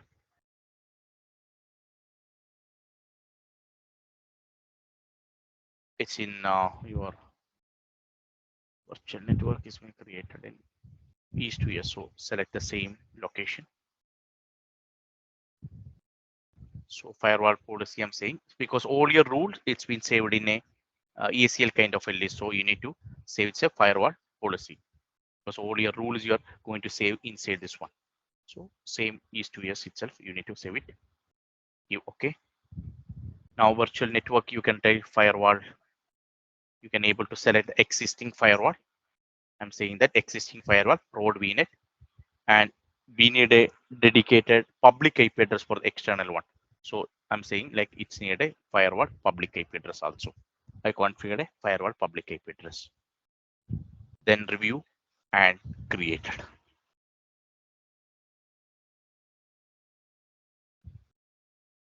So we have created a firewall now.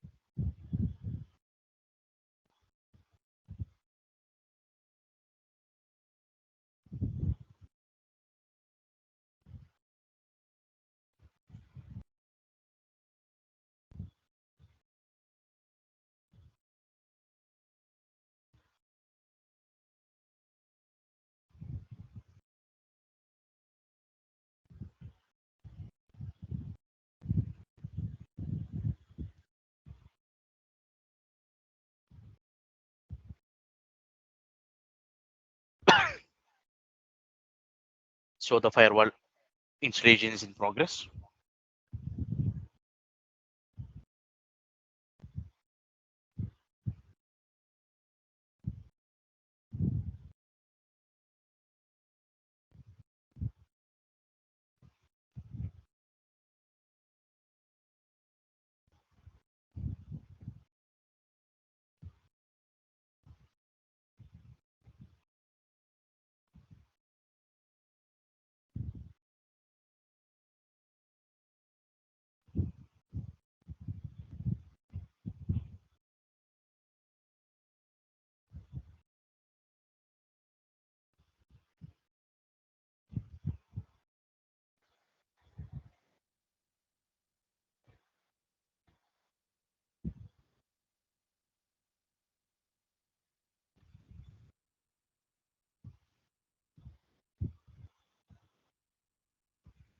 So the installation generally will take 5 minutes.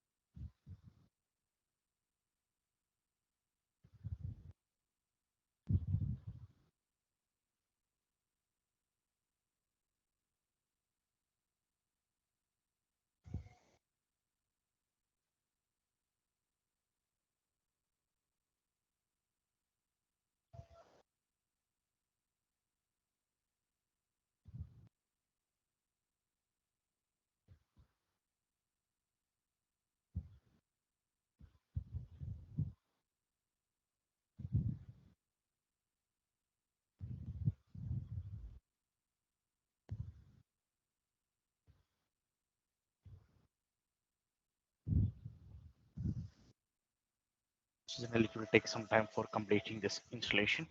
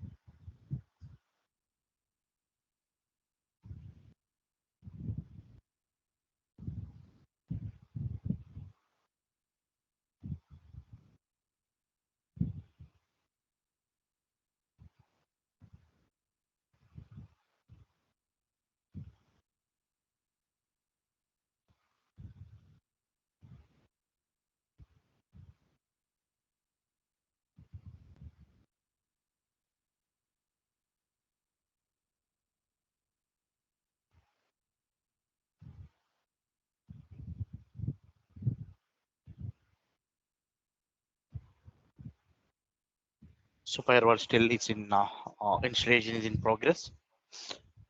So only option like we need to wait it.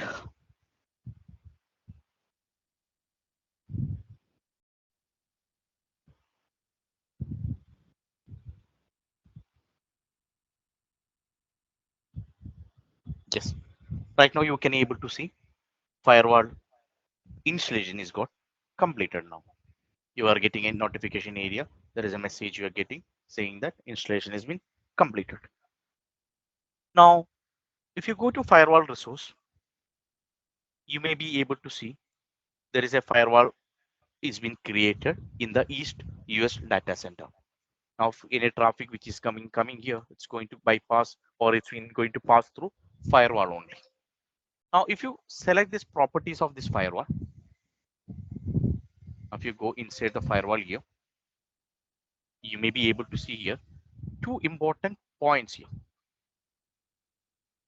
The first point, you can able to see this has been assigned with a internal private IP address. You can able to see there is a internal private IP address has been assigned here. Second point, you can able to see this got a external public IP address also.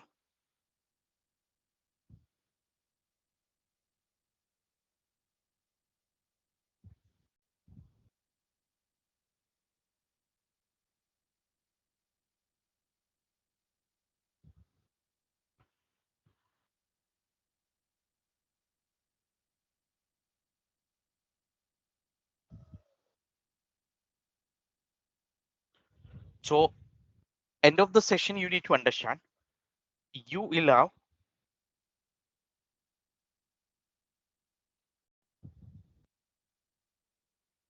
have public IP address and you will have a private IP address available.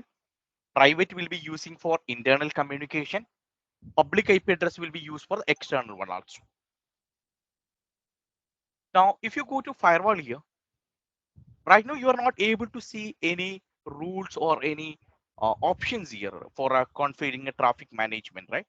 This completely has been managed inside the firewall policy area. Right now you can able to see there is an option is being configured here. So you can able to see a firewall here. You can able to see it's been completely managed with the help of a firewall policy. So Alfred, connecting to your question, this has been completely managed with the help of a firewall policy. Don't compare this with your existing hardware or a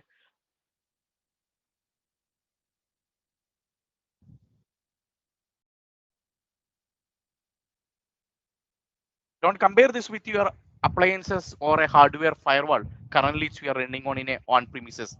That got a console where you can able to configure console. You have in the console generally we are configuring, but coming on in Azure side, all the management has been completely managed inside the cloud portal itself. Based on your role-based access control, you may get access to the firewall. Inside a firewall policy, all your rules is been configured. It can be netting, it can be application rule, or it can be network rule. Everything it's been configured inside this. Alfred, this is been clear.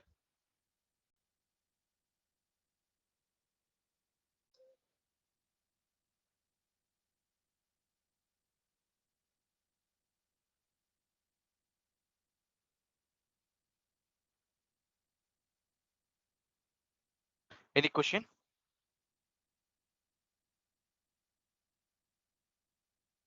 Yeah, thank you. Thank you, sir. So coming on into this firewall policy here, this has been linked into a network. Right now, you can able to see there is a policies are configured here. Basically, you will have a NAT policy, you have a network policy, and you have a application policy. So these are the options you are getting on into Microsoft Azure Firewall.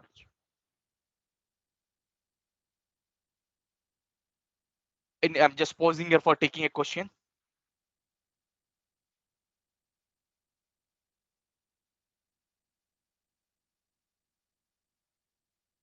Sujit is commented it's been clear. I'm waiting the reply from the rest of the members also. Now, how firewall has been working, that is a topic right now we are discussing. Firewall got a public IP address and it's got a private IP address also. Now, inside a firewall, you have a policy has been available. With the help of a policy, this has been working. So you have a netting policy has been available, and you have a routing policy is also available, and you have an application rule also. Yes, Alfred, coming to the routing policy, routing has been configured inside a network rule. You have a system route, you have a route table has been available. With the help of that, you can able to do a routing. Now, additional to that, in case if you want to do any kind of a routing, that generally it's been configured inside a network rule. With the help of a network rule, we are configuring. So you have a rule, NATing is available, you have a networking is available, you have a application also it's available. So with the help of that, you will be able to configure it. Clear? Okay. Now let's try to do uh, a couple of labs here. Now, if you're considering a scenario, we'll we'll take a case study now. Lab we will do tomorrow. Okay. So let's take a case study here. You are in a customer place or in a client project. We understood if you have configured a VM in your organization. I'm just taking VM is an always example because it's easy to implement. Okay. Now we understood like a VM if you're implemented.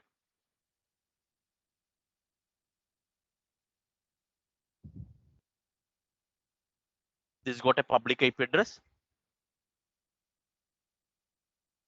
This got a private IP address as well. Now the moment VM is been connected, public IP address is been assigned automatically. Now due to a cost factor, we have removed a public IP address from all the VM. Now if someone want to connect to internally, we understood Azure Bastion is one of the tool we can use. Now you don't need to go for Azure Bastion here. In case if you have a firewall is being configured on in the organization, this VM is being connected to a VNet, right? VNet is been attached to a firewall. This firewall got a public IP address. This got a private IP address as well, right? So you got a private IP address and you got a public IP address as well. Now coming on to the access part. Right now this computer is got only private IP address. Now if one user want to take an RDP into this VM, previously we were using a Azure Bastion service or we were using a public IP address directly onto the portal. Now with the help of a Azure firewall, you will be able to communicate to this VM. You need to enable a feature inside a firewall called NATing. That's called network address translation. What is address translation is doing? Your user will be connecting through the public IP address of your firewall, and internally this will be translated to the private IP address of your VM. You're getting the point? With the help of a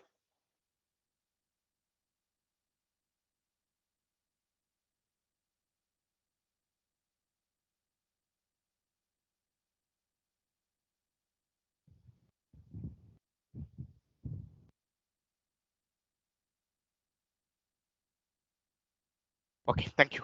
So this is the lab we are trying to configure today with the help of yes, it's a kind of a port forward, or right term we are using, it's called network address translation from public IP address to private IP address.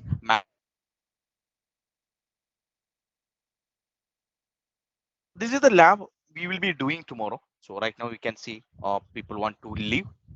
So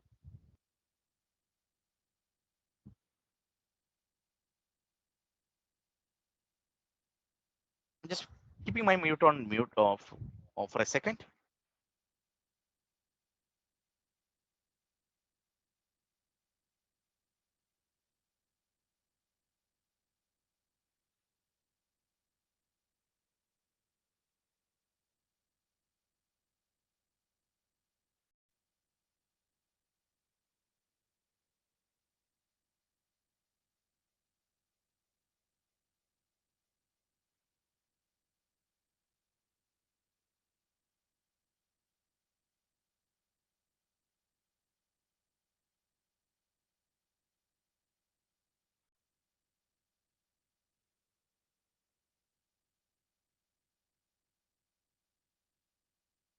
Yeah.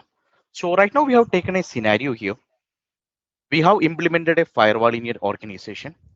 We are trying to see how netting or how routing or how application filtering can be, or F2D and filtering can be configured in your organization. For example, in your organization, you want to block some particular website.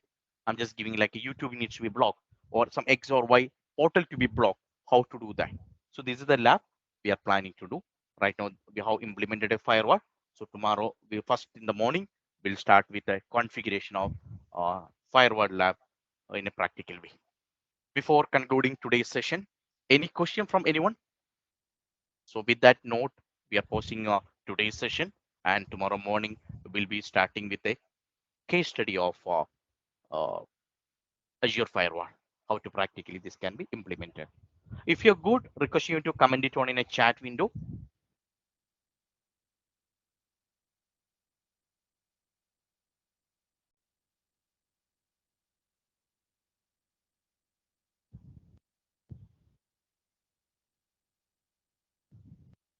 Thank you all. Thank you for the comments. Yeah. So let's connect in the morning. So with that note, we are concluding today's session.